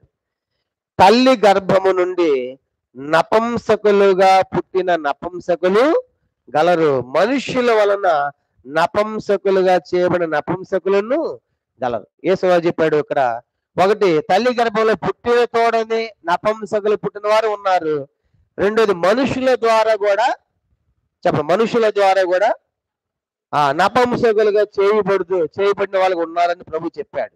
కాబట్టి ఎందుకు ఈ విషయాలను బట్టి కూడా మనం చూసినప్పుడు మనుషుల ద్వారా చేయబడడానికి అవకాశం ఉంది. కాబట్టి బబులోను రాజు తీసుకుని పోయి వాళ్ళు ఏం చేసి ఉండవచ్చు, బహుశా నపుంసకులుగా చేసి ఉండవచ్చు. ప్రశ్న ఏంటంటే, ఎందుకు నపుంసకులుగా చేయాలి, ఎందుకు చేయాలి అనే ప్రశ్నకు కూడా 2 కారణాలు మీకు చెప్పాలనుకుంటున్నాం. నపుంసకులు ఎందుకు చేయాలంటే, ఒకటి, పనిలో నిఘా ఉండడానికి. చెప్పండి, పనిలో నిఘా, శ్రద్ధ ఉండాలి. కనుక వాడికి పని మీదే ఉండాలంటే, ఇక శరీర సంబంధమైన ఆలోచనలు, కోరికలు, తలంపులు లేకుండా ఉండాలంటే నపుంసకులు చేసేస్తే, ఇక శరీర సంబంధమైన కోరికల మీద ఆశ లేకుండా పనిలో నిఘా ఉండటానికి మొదటి కారణం. పనిలో ఎందుకు నపుంసకులు చేయాలంటే, పనిలో నిఘా ఉండుటకు. పనిలో నిఘా అంటే ఆ పని మీదే శ్రద్ధ ఉండాలి అని చేయడానికి మొదటిది. రెండో సంగతి ఏంటంటే, రెండో విషయం కూడా రాసుకుందాము. ఎందుకు నపుంసకులుగా చేయాలంటే, తీసుకెళ్ళినటువంటి వారిని, వీళ్ళంతా రాజుకు దగ్గరగా ఉంటారు. చెప్పండి, వీళ్ళంతా రాజుకు దగ్గరగా సమీపంగా ఉంటారు. కాబట్టి రాజుగారు దగ్గర ఉన్నప్పుడు రాజుగారి ఇంటి నిండా ఎవరు ఉంటారు, రాణులు ఉంటారు, స్త్రీలు ఉంటారు. వాళ్ళని ముట్టకుండా, వాళ్ళ మీద వీళ్ళ మనసు పోకుండా ఉండటానికి. కనుక రెండో సంగతి ఏంటంటే, రాజు స్త్రీలను ముట్టకుండా ఉండటానికి. వీళ్ళంతా వీళ్ళు నపుంసకులు అంటే మనలాగా ఇప్పుడు రోడ్డు మీద తిరిగిన నపుంసకులు కాదు. ఆ దినాల నపుంసకులు ఎంత పెద్ద స్థాయి ఉండేది బైబిల్లో మనం చూస్తాం. కనుక వాళ్ళు పెద్ద ఆఫీసర్స్. కనుక ఇప్పుడున్న వాళ్ళలాగా అడుక్కునే వాళ్ళలాగా వాళ్ళు కాదు. కనుక వాళ్ళకి అనుకునేరు. వీళ్ళకి చాలా పెద్ద పోస్టులు ఉంటాయి నపుంసకులు అంటే. అందుకే అపోస్తల కార్యాలు నపుంసకుడు ఉన్నాడు. ఎవరైనా ఆయన పోస్ట్ ఏంటి, కందాకరాని కింద ఉన్నారు కదా నపుంసకుడు. ఆయన పోస్ట్ ఏంటి, ఆర్థిక మంత్రి. చెప్పండి, ఆ దేశానికి, ఇథియోపియా దేశానికి ఫైనాన్షియల్ మినిస్టర్. ఆయన నపుంసకుడు. కనుక అడుక్కునే నపుంసకుడు కాదు. చూసారా ఎంత పెద్ద పోస్టు. ఆర్థిక మంత్రి అంటే ఏంటి, ఒక దేశానికి ఆ డబ్బంతా ఆయన దగ్గర, ఆయన సంతకం పెడితేనే ఫైల్ వదులుతుంది. కనుక మొత్తం నడుస్తుంది దేశం అంతా. చూసారా, అంటే నపుంసకులుగానే చాలా చీప్ కనుకోబాకండి. కనుక ఈ నపుంసకులు చాలా పెద్ద పోస్టులు. కనుక బైబిల్లో నపుంసకులు చాలా పెద్ద ఆధిక్యతలు ఉన్నాయి. ఆధిక్యతలు అంటే వాళ్ళకు ఉన్నటువంటి ఆ క్యాడర్ చాలా గొప్పవని చెప్తా ఉన్నాను. కానీ చాలా మంది నపుంసకులు మన మనసు ఎట్లా ఉందంటే, ఏదో చిన్నగా, స్మాల్ గా, లేకుంటే అది ఇంకో విధంగా మనం ఆలోచిస్తాం. అలా ఆలోచించకండి. ఈ నపుంసకులకి చాలా పెద్ద ఆఫీసర్స్ లెవెల్లో, కనుక ఆర్థిక మంత్రి లాగా ఉన్నారు. వీళ్ళు కూడా సామాన్యులు కాదు. ఇప్పుడు వీళ్ళు కూడా వీళ్ళు కూడా ఏం చేయాలి, దేశాన్ని ఏం చేయాలి, వీళ్ళు కూడా పరిపాలించాలి. లాస్ట్ కి ఏమయ్యారు, వీళ్ళు ఆ దేశానికి ప్రధానులు అయ్యారు. చూసారా, మరి నపుంసకుడు అంటే సామాన్యుడు అనుకున్నారా? కాబట్టి నా ఉద్దేశం ఏంటి, నపుంసకుడు అనగానే చిన్నగా మనం ఆలోచించకూడదు. కనుక వాళ్ళకి చాలా పెద్ద హోదా ఉంది. ఆయన ఆర్థిక మంత్రి అయితే దానియేలు ఆ దేశానికి ఏమయ్యాడు, ప్రైమ్ మినిస్టర్ అయ్యాడు. కనుక చూసారా, కాబట్టి ఇవన్నీ మనం చూసినప్పుడు నపుంసకులు చిన్నగా మనం ఆలోచించకూడదు. అయితే ఎందుకు అట్లా చేస్తున్నారంటే, ఒకటి, వాళ్ళు తీసుకొచ్చిన తర్వాత పనిలో నిఘా ఉండాలంటే, వారి చేతి కోరికలు లేకుండా చేయడానికి పనిలో నిఘా పెడతాం నపుంసకులు మార్చేసేవాళ్ళు. రెండవది, వీళ్ళంతా పెద్ద పెద్ద ఆఫీసర్స్, రాజుకు దగ్గరగా ఉంటారు. కాబట్టి రాజు దగ్గర తిరుగుతున్నప్పుడు రాజు స్త్రీలు, రాణులు ఉంటారు. కాబట్టి రాజు స్త్రీలను, రాణులు ముట్టకుండా ఉండాలంటే, వీళ్ళకి ఆ కోరికలు లేకుండా చేయడానికి, రాజు యొక్క స్త్రీలు ముట్టకుండా ఉండటానికి వీళ్ళు నపుంసకులుగా చేసేవాళ్ళు. ఈయనే కాదు, ఏ రాజైనా అలాగూ చేసినట్టుగా మనము చరిత్రలో మనం చూస్తాం. కానీ ఇప్పుడు రెండు రకాల అభిప్రాయాలు. మొదటి అభిప్రాయం చెప్పాం. మొదటి అభిప్రాయము, ఎందుకు నపుంసకులుగా చేయబడ్డారా లేదా అని చెప్పడానికి 4వ వచనంలో దానియేలు చేయబడ్డాడు అని చెప్పడానికి 3 కారణాలు చూసాం. మొదటి చెప్పండి, మొదటిది నపుంసకుల అధిపతికి అప్పగించాడు కాబట్టి బహుశా ఆయన నపుంసకుడు అయి ఉండవచ్చు, చేసి ఉండొచ్చు దానియేలు. రెండవది దానియేలు వివాహం చేసుకోలేదు కాబట్టి ఆ నపుంసకుడు అయి ఉండవచ్చు రెండవది. మూడవది హిజ్కియా గారికి కూడా శాపం ఉంది కాబట్టి ఆ సంతతిలోని వీళ్ళు వచ్చారు కాబట్టి ఆ యొక్క రాజవంశీకుల నుంచి వచ్చారు కాబట్టి బహుశా హిజ్కియా గారి శాపాన్ని బట్టి దానియేలు నపుంసకుడు అయి ఉండవచ్చు అనే కారణాలు కూడా మనం చూసాం. 3 కారణాలు. అయితే ఇప్పుడు ఎందుకు నపుంసకులు చేయాలని చెప్పడానికి 2 విషయాలు చూసాం. ఒకటి పనిలో నిఘా ఉండటానికి, రెండవదిగా రాజు గారి యొక్క స్త్రీలను ఎవరు కూడా టచ్ చేయకుండా ముట్టకుండా ఉండటానికి నపుంసకులుగా చేశారనే విషయం మనం చూస్తాం. ఇప్పుడు రెండవ అభిప్రాయం చూద్దాము. రెండవ అభిప్రాయము నపుంసకులుగా చేయబడలేదు దానియేలు అని చెప్పడానికి కూడా కొన్ని కారణాలు మనం చూద్దాం. మొదటి అభిప్రాయం చెప్పాను. మొదటి అభిప్రాయం ఏంటి? నపుంసకులుగా చేయబడి ఉండవచ్చు అని చెప్పడానికి ఇప్పుడు రీజన్ చూసాం. ఇప్పుడు చేయబడి ఉండకపోవచ్చు, చేయబడకపోవచ్చు, చేయబడకపోవచ్చు అంటే దానియేలు నపుంసకుడు కాదు అని చెప్పడానికి కూడా కొన్ని కారణాలు మనం చూద్దాం. దీనికి కూడా ఒక 3 కారణాలు చూద్దాం. 3 కారణాలు. ఇందాక మూడు చూసాం కదా. దీంట్లో మొదటి కారణం ఏంటంటే అదే 2 రాజుల గ్రంథము 20వ అధ్యాయం. ఒకసారి చదువుతాము. 2 రాజుల గ్రంథం 20వ అధ్యాయము 18వ వచనం మాత్రమే చదువుతాం. 2 రాజుల గ్రంథము 20వ అధ్యాయము 2 రాజులు 20వ అధ్యాయము 18th verse 18వ వచనం మాత్రం అందరం కలిసి. మరియు నీ గర్భమందు పుట్టిన నీ పుత్ర సంతతిను బబులోను రాజు నగరనందు నపుంసకులనుగా చేతికి వారు తీసుకొని పోదురు. నీ పుత్ర సంతతి అందరని ఉందా, లేదా పుత్ర సంతతి అని రాయబడిందా? పుత్ర సంతతి అంటే అందరని రాయబడలా, అందరని చెప్పలేదు. కాబట్టి ఇక్కడ మొదటి కారణము 2 రాజులు 20వ అధ్యాయం 18వ వచనం ప్రకారము అందరూ చెప్పలేదు కాబట్టి, నీ పుత్ర సంతతి నపుంసకుడు అందరూ చేస్తారని చెప్పలేదు కాబట్టి దానియేలు నపుంసకుడిగా చేయబడి ఉండకపోవచ్చు. కానీ పుత్ర సంతతి అన్నాడు. కానీ ఇక్కడ కానీ యెషయా మనం చదువుకున్న 2 వచనాల్లో కూడా అందరూ చేయబడుతారని రాయబడలేదు. అందరూ చేయబడ్డారంటే దాంట్లో దీనికి వస్తారు. అందరూ అనే మాట రాలేదు కాబట్టి నీ పుత్ర సంతతి చేస్తారన్నప్పుడు అందరం చెప్పబడలేదు కాబట్టి ఈ మాటను బట్టి దానియేలు నపుంసకుడు చేయబడి ఉండకపోవచ్చు. ఇది మొదటి కారణంగా చూద్దాం. రెండవ సంగతి మనం చూసినప్పుడు వీళ్ళు నపుంసకులుగా చేయబడినట్లుగా బైబిల్లో ఎక్కడా కూడా ఆధారం లేదు. కనుక దానియేలు నపుంసకుడు అని చెప్పడానికి నపుంసకులు చేయబడినట్లు బైబిల్ ఎక్కడ కూడా ఆధారం లేదు. కనుక బైబిల్లో ఎక్కడ చెప్పబడలేదు. రెండవది బైబిల్లో ఎక్కడ ఆధారం లేదు. దానియేలు నపుంసకుడు చేయబడ్డాడని మనం రుజువు చేయటానికి, కన్ఫర్మ్ చేసుకోవడానికి ఎక్కడ కూడా చెప్పబడలేదు అనే విషయం కూడా మనం చూస్తాం. మూడో విషయం ఇక యేసు ప్రభువారు నోటే ఒక మాట చెప్పాడు. మనం చదువుకున్న మత్తయి సువార్త 19వ అధ్యాయం ఇప్పుడు 2వ భాగం. మొదటి భాగం చదువుకున్నాము, 2 భాగంలో మరొక మాట చెప్పాడు ప్రభువారు. మత్తయి సువార్త 19వ అధ్యాయంలో చూడండి. మొదటి భాగంలో ఏం చెప్పాడు అంటే తల్లి గర్భం. మత్తయి సువార్త 19వ అధ్యాయము 12వ వచనం. మత్తయి సువార్త 19వ అధ్యాయము 12వ వచనంలో తల్లి గర్భము నుండి నపుంసకులు పుట్టిన నపుంసకులు గలరు, అంటే పుట్టుకతోనే పుట్టారు. రెండవది మనుష్యుల ద్వారా నపుంసకులుగా చేయబడ్డారు, అంటే రాజులు చేసేవాళ్ళు, పనుల నిఘా ఉండాలని, రాజు యొక్క రాండ్లను స్థలం ముట్టకుండా ఉండాలని చేసేవాళ్ళు. ఇప్పుడు మూడవది మన తర్వాత భాగం చూడండి. ఆ భాగం అందరూ చదువుతాం. పరలోక రాజ్యము నిమిత్తము తమ్మును తామే నపుంసకులు చేసుకున్న నపుంసకులను గలరు. ఈ మాట చాలా ప్రాముఖ్యం, ఇది గమనించండి. అంటే దేవుని పని కోసం సమర్పించుకొని వివాహము చేసుకొని వారందరూ ఎవరు చెప్పండి? నపుంసకులే. మళ్ళా చెప్తాను, దేవునికి సమర్పించుకొని అర్పించుకొని నేను దేవుని కోసమే బతకాలి, ఆయన పని చేస్తాను, నాకు భార్య వద్దు, పిల్లలు వద్దు అని చెప్పి ఈ లోక సంబంధమైన ఆశించకుండా దేవుని పని కోసమే సమర్పించుకుని బతికి నపుంసకులు కూడా ఉన్నారు. ఉదాహరణ వాళ్ళు నన్స్ చెప్పండి, మనం తెలుసు కదా నన్స్. వాళ్ళు ఏం చేయరు? పెళ్లిళ్ళు చేసుకోరు. అంటే వాళ్ళకి నపుంసకత్వం ఉందని కాదు, వాళ్ళ అర్థం ఏంటి? మేము దేవుని సేవ చేయాలి. ఆ మధ్య రీసెంట్ గా మా మామయ్య కూతురు కూడా సేవకి వెళ్ళింది. బాగా చదివించాడు. చదివించిన తర్వాత మంచి అందంగా ఉంటుంది అమ్మాయి, కనుక సౌజన్యం కోసం ప్రార్థన చేయండి.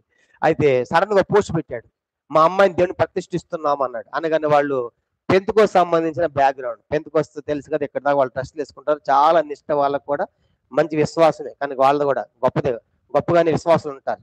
నాకు పెట్టాడు, మా అమ్మాయికి ప్రతిష్ట కొడుకు పెడుతున్నాం అన్నాడు. నేను ఫోన్ చేసి అడిగాను, ఏంటంటే ఇక దేవుని సాగు పంపించేస్తున్నారంట. ఇక అమ్మాయి ఎక్కడ ఉండదో తెలియదు, కనుక ఏ దేశం ఏ ప్రాంతానికి వెళ్తారో తెలియదు, దేవుని పనిలోనే. నాకైతే కళ్ళ నీళ్ళు వచ్చింది. ఇంత సేవ చేసింది నేను కూడా ఒకసారి పంపించాను, కానీ ఇంత కని పెంచి బాగా చదివి కనుక చదివించిన తర్వాత ఇప్పుడు దేనికి పంపిస్తున్నారు చెప్పండి? దేవుని పని కోసం. మరి మీ దగ్గర రాదు, ఇంక మా దగ్గర రాదు. మరి మీకేం బాధ లేదా? నాకు బాధ అనిపిస్తుంది అంటే మాకే బాధ లేదన్నారు తల్లిదండ్రులు ఇద్దరు కూడా. మేము దేవుని సేవ పంపించేసాం మా అమ్మాయిని. ఆ అమ్మాయి పెళ్లి ఏమి ఉండదంటే, వాళ్ళు పెళ్లి చేయరంట, కనుక పెళ్లి చేయకుండానే దేవుని సేవలో పనిలో వాళ్ళు ఉండిపోతారు. ఇప్పుడు ఆమె ఏమైంది దేవుని కోసం? ఇప్పుడు ఆమె ఒక నపుంసకురాలు. అంటే ఏదో పుట్టుకతో ఉన్నది కాదు, మనుషుల దాడి చేయబడితే కూడా కాదు, దేనికోసం సమర్పించుకుంది ఆమె? దేవుని సేవ. మేము దేవుని సేవ చేయాలి అన్న మన దగ్గర కూడా చాలా మంది ఉన్నారు వివాహం చేసుకునే వాళ్ళు, కనుక వాళ్ళ గురించి మనం తప్పుగా మాట్లాడకూడదు. ఎందుకంటే వాళ్ళు దేవుని కోసము అర్పించుకున్నారు వారి దేహాన్ని, వారి కోరికలు, వారి ఇచ్చలు కనుక చంపుకొని ఉన్న ఈ కొద్దిపాటి జీవితం నేను ప్రభు కోసమే జీవించాలి అని, అదే ప్రభు చెప్పిన మాట. అదే పరలోక రాజ్యం నిమిత్తం తమ్మును తామే, వీళ్ళెవరు చేయలే, వీళ్ళని నపుంసకులు మార్చుకోవడం అంటే ఆ కోరికలు ఇచ్చలు చంపుకొని నా శరీరాన్ని దేవునికి సమర్పించాను, ఈ కొద్ది కాలం దేవుని సేవ నేను చేస్తాను అని బతకడమే నపుంసకులు ఉన్నటువంటి వాళ్ళు కూడా ఎంతో మంది మనకు కనబడతారు. వాళ్ళని పెళ్లి చేసుకోవాలంటే ఇంకెందుకు పెళ్లి ప్రభు వస్తా ఉంటే అన్నాడు. ఆ మధ్య ఆయన పెళ్లి చేసుకోవాలంటే పెళ్లి ఎందుకన్నా ప్రభు వస్తా ఉంటే అన్నాడు. చూసారా? అంటే నేను చేసుకోవడం తప్పు కాదు, చేసుకోపోవటం కూడా తప్పు కాదు. అందుకే పౌలు ఏమని రాశాడు చెప్పండి?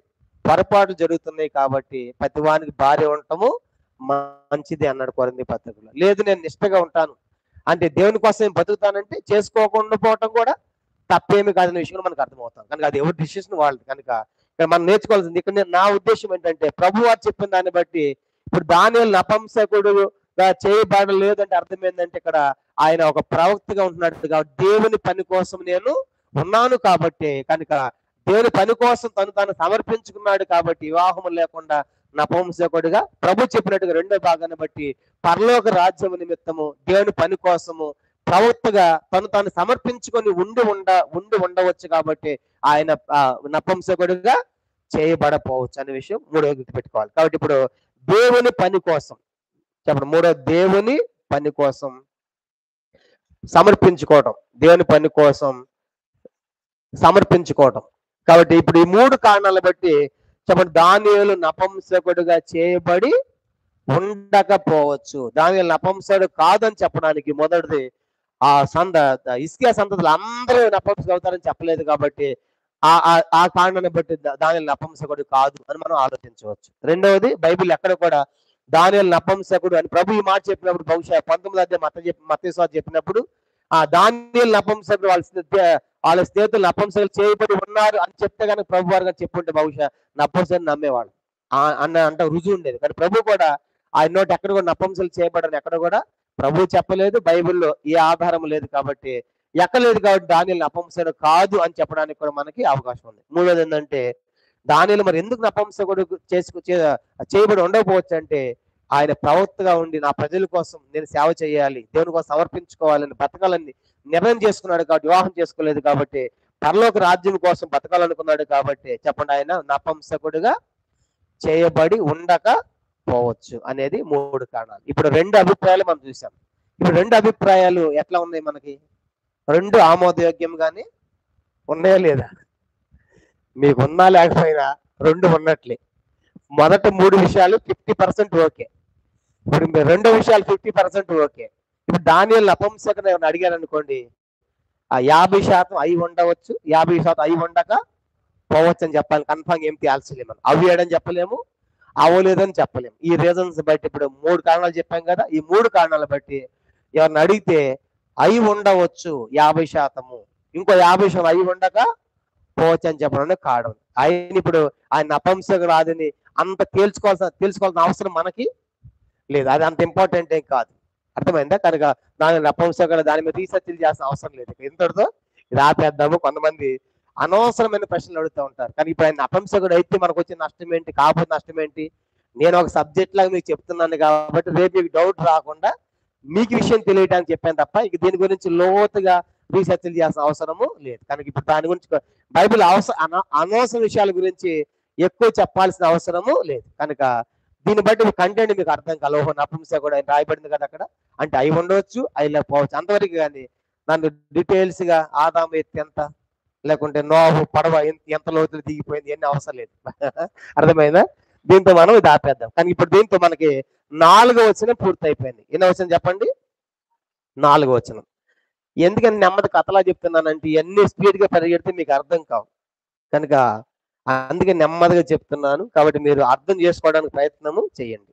తర్వాత ఇప్పుడు 5వ వచనాన్ని తప్పించి చూడండి, దానియేలు గ్రంథం మొదటి అధ్యాయం 4 వచనాలు మనకు పూర్తయినాయి. 4 వచనాలు మనం పూర్తిగా ధ్యానం చేశాము.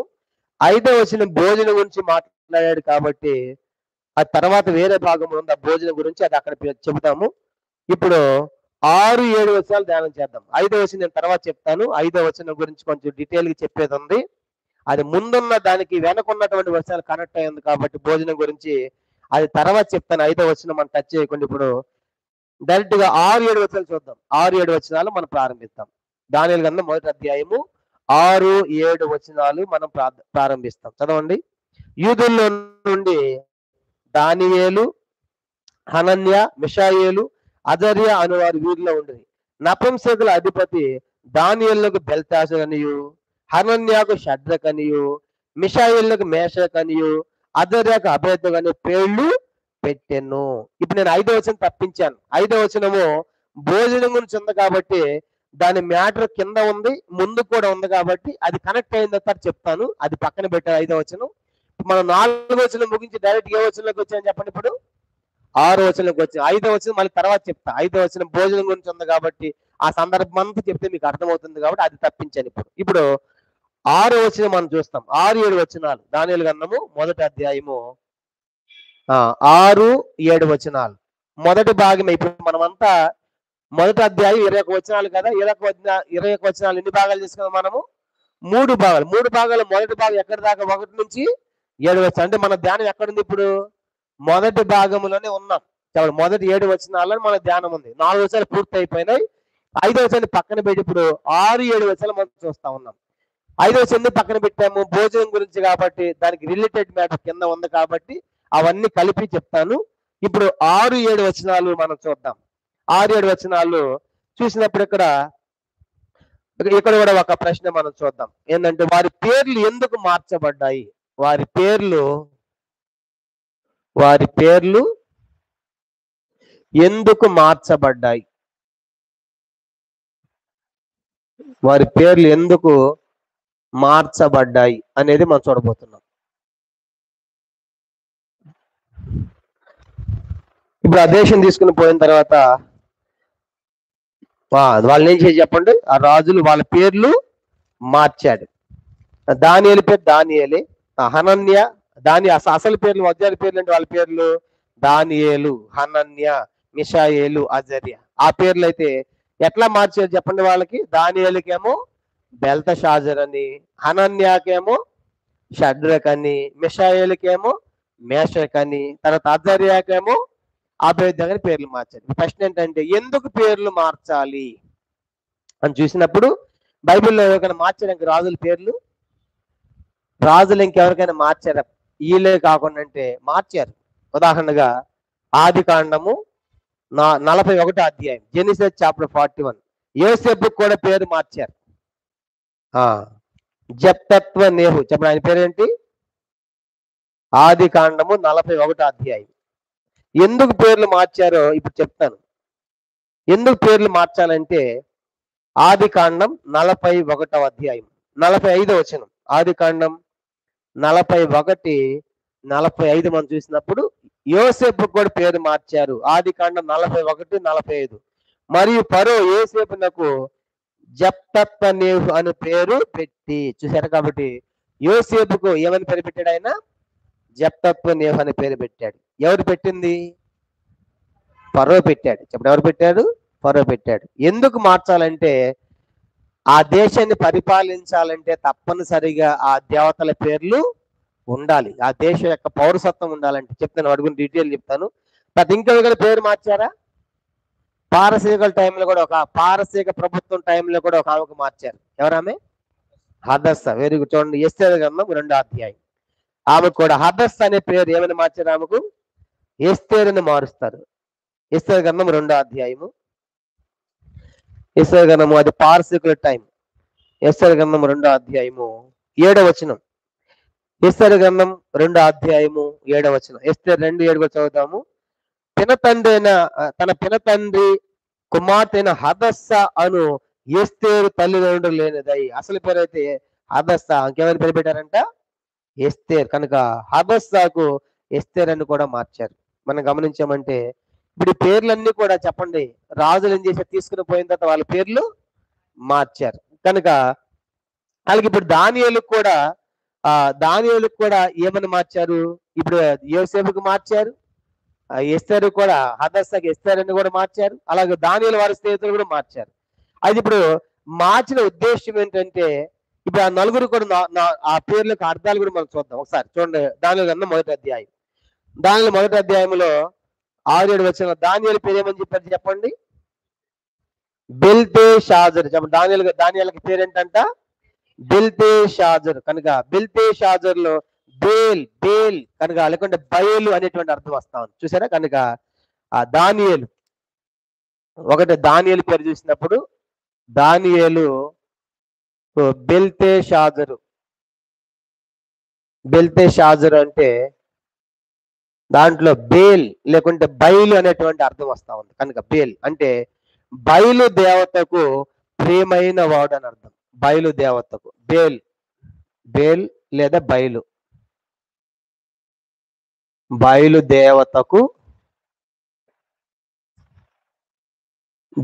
దేవతకు ప్రియమైన వాడు లేకుంటే బయలు దేవత చేత కాపాడబడువాడు అని అర్థం.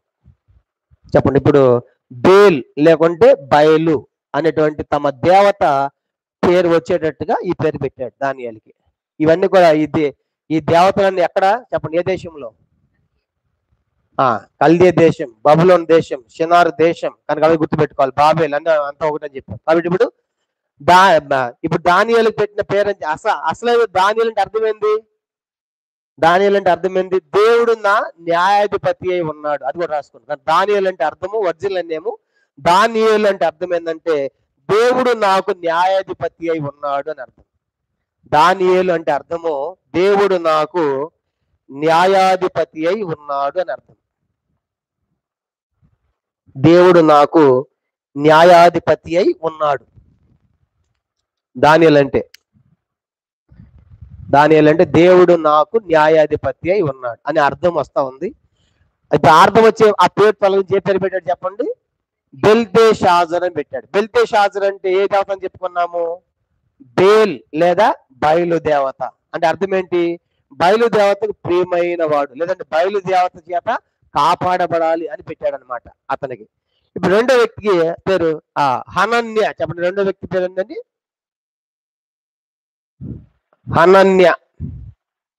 హనన్య అంటే అర్థం ఏంటంటే దేవుడు కృపగలవాడు, యెహోవా కృపగలవాడు అని అర్థం. చెప్పండి, హనన్య అంటే అసలు అర్థం ఏంటి? దేవుడు కృపగలవాడు లేకుంటే యెహోవా కృపగలవాడు, రెండు ఒకటే.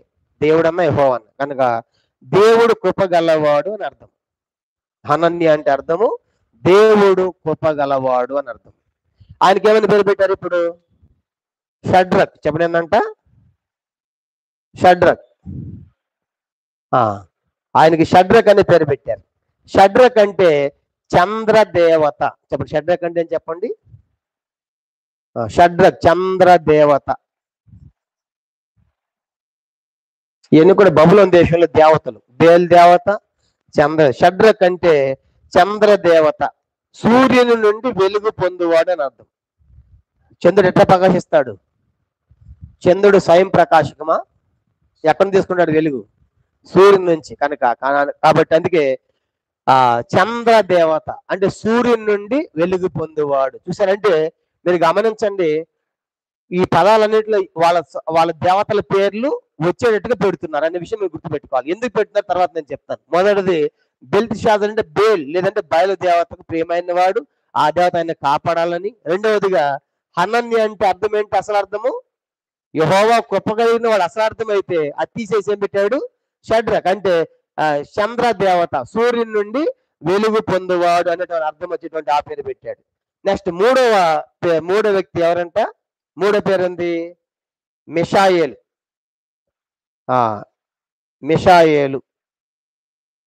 మిషాయేలు అంటే అసలు అర్థం ఏంటంటే దేవుని నుండి వచ్చేవాడు. దేవుని వచ్చే దేవుని కుమారుడు, లేదా దేవుని కుమారుడు అని కూడా రాసుకోవచ్చు. మిషాయేల్ అంటే అర్థం ఏంటంటే, మిషాయేల్ అంటే అర్థము దేవుని నుండి వచ్చేవాడు లేదా దేవుని కుమారుడు అని రాసుకోవాలి. దేవుని నుండి వచ్చేవాడు లేదా దేవుని కుమారుడు అని రాసుకుందాం.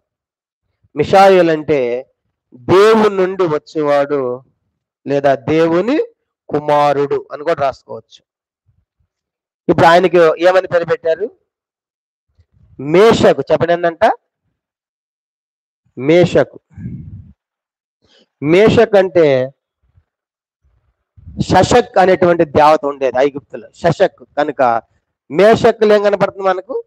షషక్. బెల్తెషాజర్లో బయలు కనపడుతుంది. కనుక మేషకులో షషక్ అనేటువంటి దేవత ఉండేది. షషక్ దేవత పేరు మీద మేషకు అని పేరు పెట్టారు. షషక్ దేవత పేరు. కనుక షషక్ అనేటువంటి దేవత పేరు, ఆ పేరు మీద ఇతనికి మేషకు అనే పేరు పెట్టారు. కాబట్టి షషక్ అనేది కూడా ఈ ఒక దేవత. బబులోన్లో చంద్రదేవుడు, బేల్ దేవుడు, ఇవన్నీ బబులోన్ దేశంలో ఉన్నటువంటి దేవతలు అన్నమాట. గుర్తుపెట్టుకోవాలి. అంటే వచ్చిన ప్రతి ఒక్కరికి కూడా వాళ్ళ పేరు యాడ్ చేశారు. ఎందుకు యాడ్ చేశారు కూడా చెప్తా. 3 కారణాలు చెప్తా. ఇప్పుడు నాలుగో సంగతి మనం చూద్దాము. 4వ వ్యక్తి ఎవరంట? అజర్య. అజర్య అంటే అసలు అర్థం ఏంటంటే, అజర్య అంటే దేవుడు నా సహాయకుడు అని అర్థం. అజర్య అంటే దేవుడు నా సహాయకుడు అని అర్థం. అజర్య అంటే దేవుడు నా సహాయకుడు అని అర్థము. అజర్య అంటే ఆయనకి ఏమని పేరు పెట్టారు? అబేద్నగో.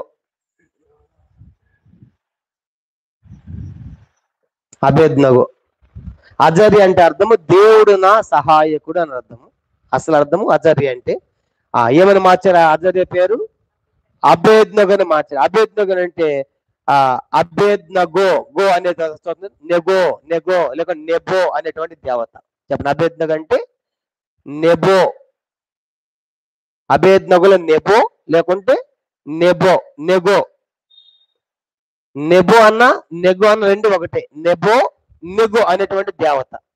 నెబో లేదా నెగో అనే దేవత. కాబట్టి నెగో అన్న రెండు కూడా ఒకటి. ఇది కూడా ఐగుప్తు దేశంలో క్షమించండి, కల్దీ దేశంలో దేవత. కాబట్టి అజర్య అనేది దేవుడు నా సహాయకుని అర్థమైతే అబేద్నగో అని పేరు పెట్టి. అబేద్నగో అంటే నెబో లేదంటే నెగో అనేటువంటి దేవత పేరు మీద ఈ పేరు పెట్టాడు అనమాట. మరి ఎన్ని బైబిల్లో ఉన్నాయా? ఉన్నాయి, చూద్దాం ఒకసారి. యెషయా గ్రంథం చూడండి. యెషయా గ్రంథం 46వ అధ్యాయం. యెషయా గ్రంథం 46వ అధ్యాయము. మీరు కూడా చూస్తే మీ డౌట్ కూడా క్లియర్ అయిపోయింది, నా సొంత మాటలా కాకుండా. యెషయా గ్రంథము 46వ అధ్యాయం. యెషయా గ్రంథం 46వ అధ్యాయము మొదటి వచనం చదువుకుంటాము బయలుదేవత గురించి. యెషయా గ్రంథం ఐజయా చాప్టర్ 46:1. యెషయా గ్రంథం 46 మొదటి వచనం అందరం కలిసి చదవండి. బేలు కూలుచున్నది, నెబో కృంగుచున్నది, వాటి పశువులు జంతువుల మీదను పశువుల మీదను వాటి ప్రతిమలు మోయబడుచున్నవి. చూసారా? బేలు కూలుచున్నది, బేలు లేకుంటే బయలు అని చెప్పుకున్నాం కనుక ఆ దేవత. రెండోది నెగో అని చెప్పుకున్నాం కనుక బేలు కూల్చుంది, నెబో కృంగుచుంది, వాటి ప్రతిమలు, అవి ప్రతిమలు దేవతలు, అవి జంతువుల మీద మనుషుల పశువుల మీదను మోయబడుచున్నవి. అర్థమైంది కదా? బేలు అంటే బయలు అనే మనం చదువుకోవాలి అని గుర్తుపెట్టుకోవాలి. తర్వాత ఇంకో మాట కూడా చూద్దాం. ఇంకో వచనం కూడా మనం చూద్దాము. ఇంకొక వచనం కూడా మీకు జ్ఞాపకం చేస్తాను. ఇర్మియా గ్రంథం 50వ అధ్యాయం. ఇర్మియా గ్రంథం 50వ అధ్యాయము మొదటి 2 వచనాలు కూడా చదువుతాము.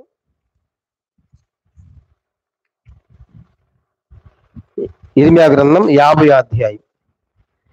ఇర్మియా గ్రంథము 50వ అధ్యాయము జెరెమియా చాప్టర్ 50:1 and 2 మొదటి 2 వచనాలు చదువుతాము. బబులోనును గూర్చి కల్దీల దేశంను గూర్చి ప్రవక్త ఇర్మియా ద్వారా యెహోవా సెలవిచ్చిన వాక్కు. 2 జనములలో ప్రకటించుడి, సమాచారము తెలియచేయడి, ధ్వజమునెత్తి మరుగు చేయక చాటించుడి. బబులోను పట్టబడును, బేలు అవమానమునందున, బేలు బేలు బయలు అని గుర్తుపెట్టుకోవాలి. మొరోదొక నేల పడబడి వరకు బబులోని విగ్రహములు అవమానమునందును, దాని బొమ్మలు బోర్ల ద్రోయబడును. చూసారా, ఇవన్నీ కూడా ప్రతిమలు, బొమ్మలు, విగ్రహములు అని మనం చూసుకున్నాం. ఏమేవి? బేల్ దేవత, చంద్రదేవత, శశికి దేవత, నెబో అనేటువంటి దేవతలు, ఇవన్నీ కూడా విగ్రహాలుగా, బొమ్మలుగా మనం చదువుతున్నాం. ఇంకో వచనం కూడా ఇదే ఇర్మియా గ్రంథం 51వ అధ్యాయం. ఇర్మియా గ్రంథం 51:44 కూడా చదువుతాము. ఇర్మియా గ్రంథము 51:44 వచనం కూడా. జెరమియా చాప్టర్ 51:44, 51:44 కూడా అందరిని చదవండి. బబులోనులోనే బేలును శిక్షించుచున్నాను. చూసారా, కనుక ఎక్కడ చూస్తున్నాడు దేవుడు? బేలును బబులోనులోనే. కనుక బేలు అంటే బయలు అని చెప్పుకున్నాం. చూసారా, కాబట్టి బబులోనులోనే నేను బేలును శిక్షించుచున్నాను. చాలు గమనించండి. ఇప్పుడు ఈ వచనాలను బట్టి బేలు మనకు అర్థమైంది, నెబో అనేటువంటి దేవతలు అర్థమైంది. కాబట్టి ఇవన్నీ కూడా బబులోను దేశములోని దేవతల పేర్లు. చెప్పండి, ఏంటంట? బబులోను దేశంలోని దేవతల పేర్లు. ఇప్పుడు వీటిలో మీకు డౌట్ ఏమైనా రావాలి? డౌట్ ఏంటంటే, దానియేలు అనే పేరు ఉంది, చాలా మంది కదా పెట్టుకుంటారు. బెల్తెషాజర్ పెట్టుకుంటారు, ఎవరన్నా పెట్టుకోరు. తర్వాత హనన్య అని పెట్టుకుంటారు. నేను కూడా ఇద్దరు పెట్టి హనన్య అనే పేర్లు మా దగ్గర. తర్వాత షడ్రక్ అని పెట్టుకుంటారా ఎవరన్నా? షడ్రక్ అనే పేరు ఉందా లేదా క్రైస్తవులు? ఉంది. షడ్రక్ అంటే ఏ దేవత? చంద్రదేవత. ఇవి పెట్టుకున్న వాళ్ళు అన్నీ తిట్టుకోబాకండి. అది ఏ దేవత? చంద్రదేవత. మన వాళ్ళకి కొన్నిసార్లు మూలాలు తెలియదు, వాటి అర్థాలు తెలియదు. కనుక అయితే ఏదో భక్తుడు కదా, హనన్య భక్తుడు కాబట్టి ఆయన పేరుగా ఉంది కాబట్టి పెట్టుకున్నారని అనే వాదన కూడా ఉంది. కాబట్టి షడ్రక్ అనే పేరు ఏ దేవత? చంద్రదేవతను గుర్తుపెట్టుకోవాలి. అందుకే మనం పేర్లు పెట్టేటప్పుడు కూడా వాటి మూలాలు తెలుసుకోవాలి. పిలవటం షడ్రక్ అంటే తప్పేముంది, ఆయన హనన్య భక్తుడు కదా, ఆయన పేరు మార్చారు అనుకోవచ్చు. అది ఓకే, అంతవరకు ఓకే. అని మూలాలు లేకపోతే ఆ షడ్రక్ అంటే ఏంది అసలు? చంద్రదేవుడు. అంటే బబులోను దేశంలోని ఒక జాతి పేరుని అన్నట్టు షడ్రక్. ఆ పేర్లు పెట్టుకోవాలి, అన్నది తిట్టుకోబాకండి, అదనమాట. తర్వాత మిషాయేల్ పేరు ఉందని పెట్టుకుంటా చాలా మందికి ఉన్నారు. మిషాయేల్.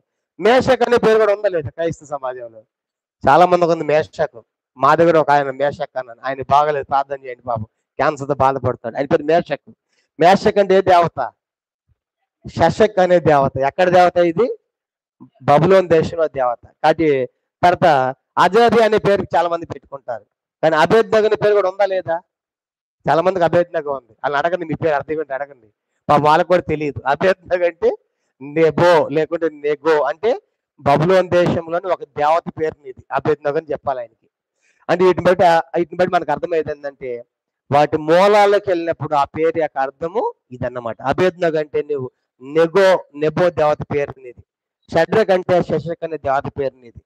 షడ్రక్ అంటే చంద్రదేవత పేరునిది. కాబట్టి చూసారా, అందుకే పెట్టేటప్పుడు ఈ పెట్టుకోండి. ఏమని? దానియేలు అని పెట్టుకోండి, హనన్ అని పెట్టండి, మిషాయేల్ అని పెట్టండి, అజర్ అని పెట్టండి. కనుక ఇది ఎంత మంచి అర్థాలు ఉన్నాయి. దానియేలు అంటే దేవుడు నా న్యాయాధిపతి, హనన్య అంటే యెహోవా దేవుడు కృప కలిగిన వాడు, మిషాయేల్ అంటే ఏమని చూసాం?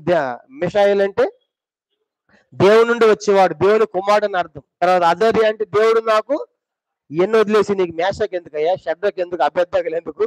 కాబట్టి పెట్టుకోవాలి, తిట్టుకోవద్దు, ఎక్కడి నుంచి పెట్టబోకండి. కనుక విధంగా వాళ్ళు భక్తుల పేర్లు తగిలించారు కాబట్టి మేము పెట్టుకున్నామంటే అటు ఓకే, దానికి నేను తప్పట్లేదు. కనుక వాస్తవంగా మూలాల్లో పోయినప్పుడు మాత్రం అసలు అర్థమైతే ఇదన్నమాట నీ పేరుకి అర్థమైన విషయం గుర్తుపెట్టుకోవాలి. కానీ దీన్ని బట్టి భవిష్యత్తులో మనం పెట్టుకోకుండా ఉంటే మంచిది అనేది నా అభిప్రాయం. ఇక అది మీ ఇష్టం. సరే, అయితే ఇప్పుడు ఎందుకు పేర్లు మార్చాలని కూడా మనం చూసి ముగిద్దాం. ఎందుకు పేర్లు మార్చాలి? కానీ ఎందుకు మార్చాలంటే కనీసం 3 కారణాలు మనం చూద్దాం. 3 కారణాలు. మొదటిది ఏంటంటే, వారి దేశంలో పౌరసత్వం ఇవ్వాలంటే తప్పనిసరిగా పేర్లు మార్చాలి.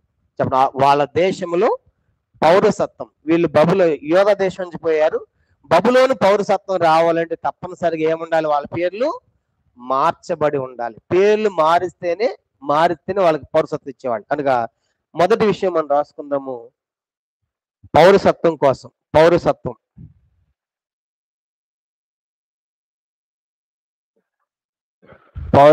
వారి దేశంలో వీళ్ళకు కూడా పౌరసత్వం కల్పించాలి, ఇవ్వాలి అంటే తప్పనిసరిగా వాళ్ళ పేర్లు మార్చబడి ఉండాలి అనేది మొదటి కారణంగా జ్ఞాపకం పెట్టుకున్నాం. రెండవది, మొదటిది ఆ దేశాల పౌరసత్వము ఇవ్వాలంటే వాళ్ళ పేర్లు మార్చబడి ఉండాలి. రెండవ కారణం ఏంటంటే, ఇప్పుడు వీళ్ళు ఎక్కడి నుంచి వచ్చి ఆ దేశాన్ని పరిపాలిస్తారు. పరిపాలించినప్పుడు ఆ పరిపాలించేటి ఇప్పుడు వీళ్ళు యోధా దేశం వచ్చారు. ఉదాహరణకు దానియేలు వాళ్ళు ఎక్కడ ఏ దేశము? యోధా దేశం నుంచి వచ్చి ఏ దేశంకి వచ్చారు? బబులోన్ దేశంకి వచ్చారు. బబులోన్ దేశంకి వచ్చి యోధా దేశం ఉన్నటువంటి పేర్లు పిలిచారనుకోండి, ప్రజలు వాళ్ళు అంగీకరించరు. అక్కడ దేవతలు ఎవరు? ఇవన్నీ బేల్ దేవత, చంద్రదేవుడు, నెగో దేవుడు, శశిక దేవుడు. కనుక ఇప్పుడు ప్రజలు అంగీకరించాలంటే ప్రజలకు ఇష్టమైన పేర్లు ఉండాలి, వారి దేశంలోని పేర్లు ఉండాలి. ఏమని రాసుకుంటారంటే, ప్రజలను పాలించాలి అంటే ఆ జాతి పేర్లు ఉంటేనే ప్రజలు అంగీకరిస్తారు. ఆ ప్రజలను పరిపాలించాలి అంటే, ప్రజలను పాలించాలి అంటే ఆ జాతి పేర్లు తప్పనిసరిగా ఉంటే తప్ప వాళ్ళు అంగీకరించరు, రిజెక్ట్ చేస్తారు. నువ్వెవడు వాళ్ళు పరిపాలించడానికి? దానియేలు ఎవడెక్కడ? కనుక బయలు పరిపాలించాలి అన్నట్టుగా మాట్లాడతారు. అందుకే ప్రజలను పాలించాలంటే ఆ జాతి పేర్లు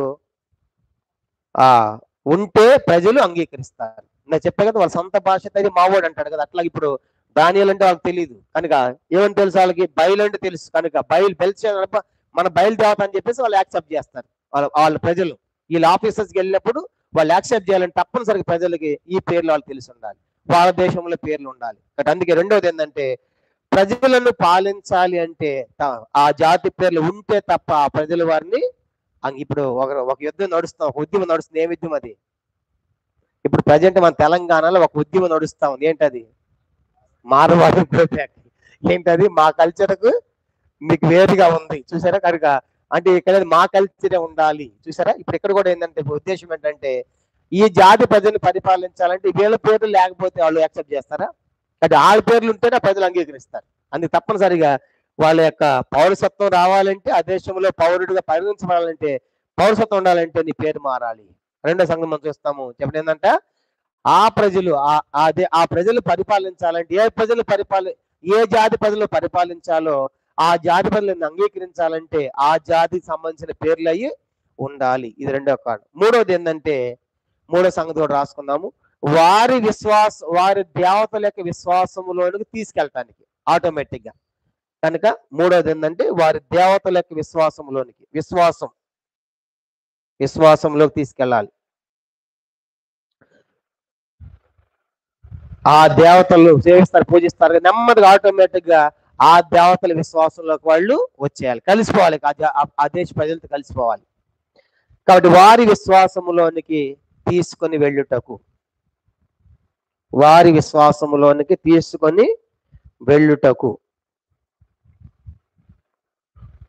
కానీ ఇప్పుడు ఎందుకు పేర్లు మార్చాలి అని చెప్పడానికి 3 కారణాలు చూసాం. మొదటి చెప్పండి, ఆ దేశం యొక్క పౌరసత్వం ఉండాలంటే తప్పనిసరిగా ఆ దేశ పేరే ఉండాలి. రెండవది మనం చూసాము, ఆ ప్రజలు పరిపాలించాలంటే ఆ జాతి పేర్లు ఉంటే తప్ప వాళ్ళు అంగీకరించరు, కాబట్టి ఆ జాతి పేర్లు ఉండాలి, ఆ దేశం పేర్లు ఉండాలి కాబట్టి మార్చారు. మూడవదిగా నెమ్మదిగా పేర్లు మార్చి ఆ దేవతలకు విశ్వాసంలోనికి వెళ్ళి కలిపేయాలి, తీసుకెళ్ళాలని ఉద్దేశం. ఈ ప్రశ్న ఏంటంటే, ఆ విశ్వాసంలో కలిసిపోయారో నిలబడ్డారా వీళ్ళు? చెప్పండి. దానియేలు వారి స్నేహితులు వాళ్ళ పేర్లు మారాయి కానీ వాళ్ళ మనసులు మారలేదు, వాళ్ళ విశ్వాసం మారలేదు. అది గొప్ప సంగతి, చూసారా? కాబట్టి చాలా మంది పేర్లు మార్చుకుంటారు, బతికేం మారలేదు, ఉపయోగం లేదు. పేర్లు కదా మారాల్సింది. ఏం మారాలి?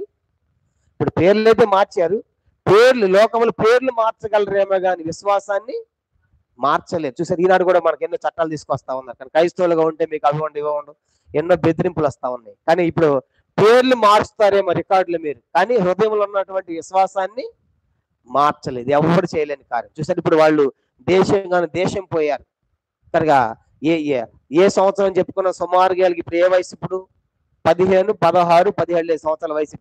ఇప్పుడు ఈ వయసులో ఉన్నారు దానియేలు వాళ్ళ స్నేహితులు. వయసు ఎంత? 15 నుంచి 17 సంవత్సరాల వయసు సుమారుగా. ఇంత యవ్వన వయసులో ఉండి వాస్తవానికి మనకెందుకులే, ఈ దేశం వచ్చేసాం కదా అని వాళ్ళతో కలిసిపోకుండా, మిశ్రితం అయిపోకుండా, ఆ దేవతలను సేవించకుండా, పూజించకుండా ధర్మశాస్త్రం కిందే బతికారు. దేవుడు మాకున్నాడనే బతికాడు. ఎంత గొప్ప సంగతి!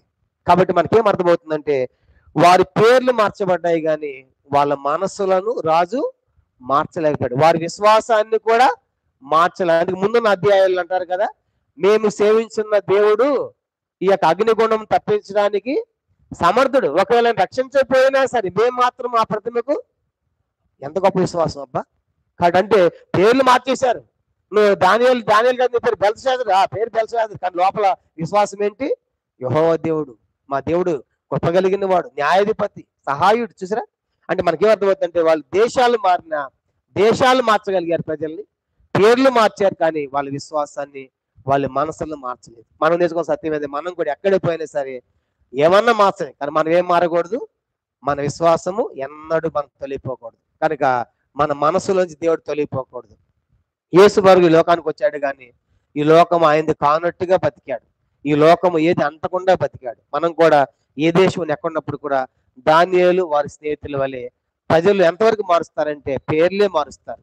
నీ మనసును మార్చలేరు, నీ విశ్వాసాన్ని మార్చలేరు. అది వ్యక్తిగతమైనది. కనుక వ్యక్తిగతమైనదని ఎవ్వరూ చేయలేదు. అందుకే యేసు ప్రభు చెప్పాడు, దేహమును చంపువారికి భయపడకూడదు, కానీ దేహమును ఆత్మను కూడా మిక్కిలి నరకంలో మిక్కిలి నశింపజేయగలనికి మిక్కిలి భయపడిన ప్రభు చెప్పాడు. కాబట్టి దానియేలు వాళ్ళు ఇంత చిన్న వయసులో వాళ్ళు దేవుని కోసం ఎలా నిలబడ్డారో మనకు అర్థమవుతోంది. కాబట్టి ఈ పేర్ల యొక్క అర్థాలు అవి ఎందుకు మార్చారంటే ఆ పౌరసత్వం ఇవ్వాలని, రెండవదిగా ఆ ప్రజలు పరిపాలించాలంటే ఆ జాతి పేర్లు తప్పనిసరి ఉంటే తప్ప, ఆ జాతి పేర్లు ఉంటేనే తప్ప వారి ప్రజలు అంగీకరిస్తారు. కాబట్టి పేర్లు మార్చారు. మూడవది మనం చూసామంటే వారి దేవతలకు విశ్వాసంలో వారిని కలిపేసి నెమ్మది ఈ దేవుని సేవించండి, దీన్ని పూజించండి అని చెప్పడానికి, కలిసిపోవడానికి వాళ్ళ పేర్లు మార్చబడ్డాయి. కాబట్టి ఒక క్రైస్తవుడు ఎక్కడ పోయినప్పటికి కూడా క్రైస్తవుని పట్టుకొని పేర్లు మార్చడమో తప్ప నిజ క్రైస్తవుని యొక్క విశ్వాసాన్ని ఎవరు ఎన్నడూ కూడా మార్చలేదు, మార్చజాలదనేది మనకు అర్థమవుతుంది. దీంతో మనకి ఇంతటితో మనం ముగిస్తున్నాము. 6-7 వచనాలు మనం ముగించబడ్డాయి. వచ్చే వారము 5వ వచనం, మళ్ళీ వెనక్కి వెళ్ళిన 5వ వచనం మనం ప్రారంభిద్దాం. ఇంతటితో ఈ బైబిల్ స్టడీ 6వ వచనం ముగించబడిందని గుర్తుపెట్టుకుంటాం. ప్రార్థన చేసుకుంటాం. మోకరించండి. ప్రార్థన. ఈ వాక్య వెలుగులో మన జీవితాన్ని కూడా ఒక సపరీక్ష చేసుకొని దానికి సమర్పించుకుంటాం. యవన కాలంలో వారు ఏ రీతిగా బతికారు, చిన్న వయసులోనే వాళ్ళు దేవుని కోసం ఎలా జీవించారో కూడా మనకు నేర్పిస్తున్నారు. ఎన్నో విషయాలు మనం చెప్పబడ్డాయి. కాబట్టి మన జీవితంలో కూడా మనం కూడా ఎక్కడున్నప్పటికి కూడా మన దేవుని మనం విడిచిపెట్టకూడదు, మన విశ్వాసాన్ని విడిచిపెట్టకూడదు, మన మనసులు మారకూడదు అనేది దానియేలు వారి స్నేహితులు మనం నేర్పిస్తున్నారు. అలాగే మంచి తీర్మానం కలిగి ఈ స్థలం విడిచి వెళదాం. ప్రార్థన. పరలోకమందున్న మా తండ్రి, పరిశుద్ధ దేవ, మీ స్తోత్రాలు. ఈ యొక్క రాత్రికాల సమయంలో మరి 3-4 వచనాల్లో కూడా ఎందుకు వాళ్ళ కల్దీల విద్య భాష నేర్పించాలో కూడా మేము తెలుసుకున్నాం. అలాగనే దానియేలు నపుంసకుడు అయ్యాడా కాదని చెప్పడానికి కూడా అయ్యాడు అని చెప్పడానికి కారణాలు చూసాము, అవ్వలేదని చెప్పడానికి కూడా కారణాలు చూసాము. అలాగనే ప్రభా ఎందుకు వాళ్ళ పేర్లు మార్చబడ్డాయి, ఎందుకు మార్చాల్సి వచ్చిందని, ఆ పేర్లకు అర్థాలు ఎందుకు మార్చారో కూడా మేము ఎంత స్పష్టంగా నీ యొక్క వాక్యం ద్వారా మాకు బయలుపరిచారు. అందుకే మీ స్తోత్రాలు తండ్రి. పేర్లు అయితే మార్చబడ్డారు, కానీ వారి విశ్వాసం మార్చబడలేదు, వారి మనసులు మారలేదు అనే విషయం మాకు ఎంత స్పష్టంగా అర్థమైంది. మేము కూడా అలా జీవించడానికి సహాయం చేయమని, వచ్చిన ప్రతి ఒక్కరిని మీరు దీవించండి, మీ ఆశీర్వాదాలతో మీ దీవెనలతో నడిపించమని, సహాయపడమని, భవిష్యత్ సేవగా సిద్ధపరచమని వందనములు చెల్లిస్తూ మీకు అప్పగించుకుంటూ యేసుక్రీస్తు వారి పరిశుద్ధమైన నామములో ప్రార్థించి స్తుతించి అతి వినయముగా వేడుకొనుచున్నాము తండ్రి. ఆమేన్. మన తండ్రి అయిన దేవుని ప్రేమయు, కుమారుడైన యేసుక్రీస్తు వారి కృపయు, పరిశుద్ధాత్మక అన్యోన్య సహవాసము చిరచిన మనకును తను ప్రేమించు వారికి సకల పరిశుద్ధులకును ఇప్పుడు ఎల్లప్పుడూ సదాకాలము తోడై ఉండును గాక. ఆమేన్. సంతోషమే సంతోషముతో స్తుతించెదన్, క్రీస్తు యేసు రక్షించినన్, చేర్చెను తన మందలో. అందరికీ ప్రైజ్ లార్డ్.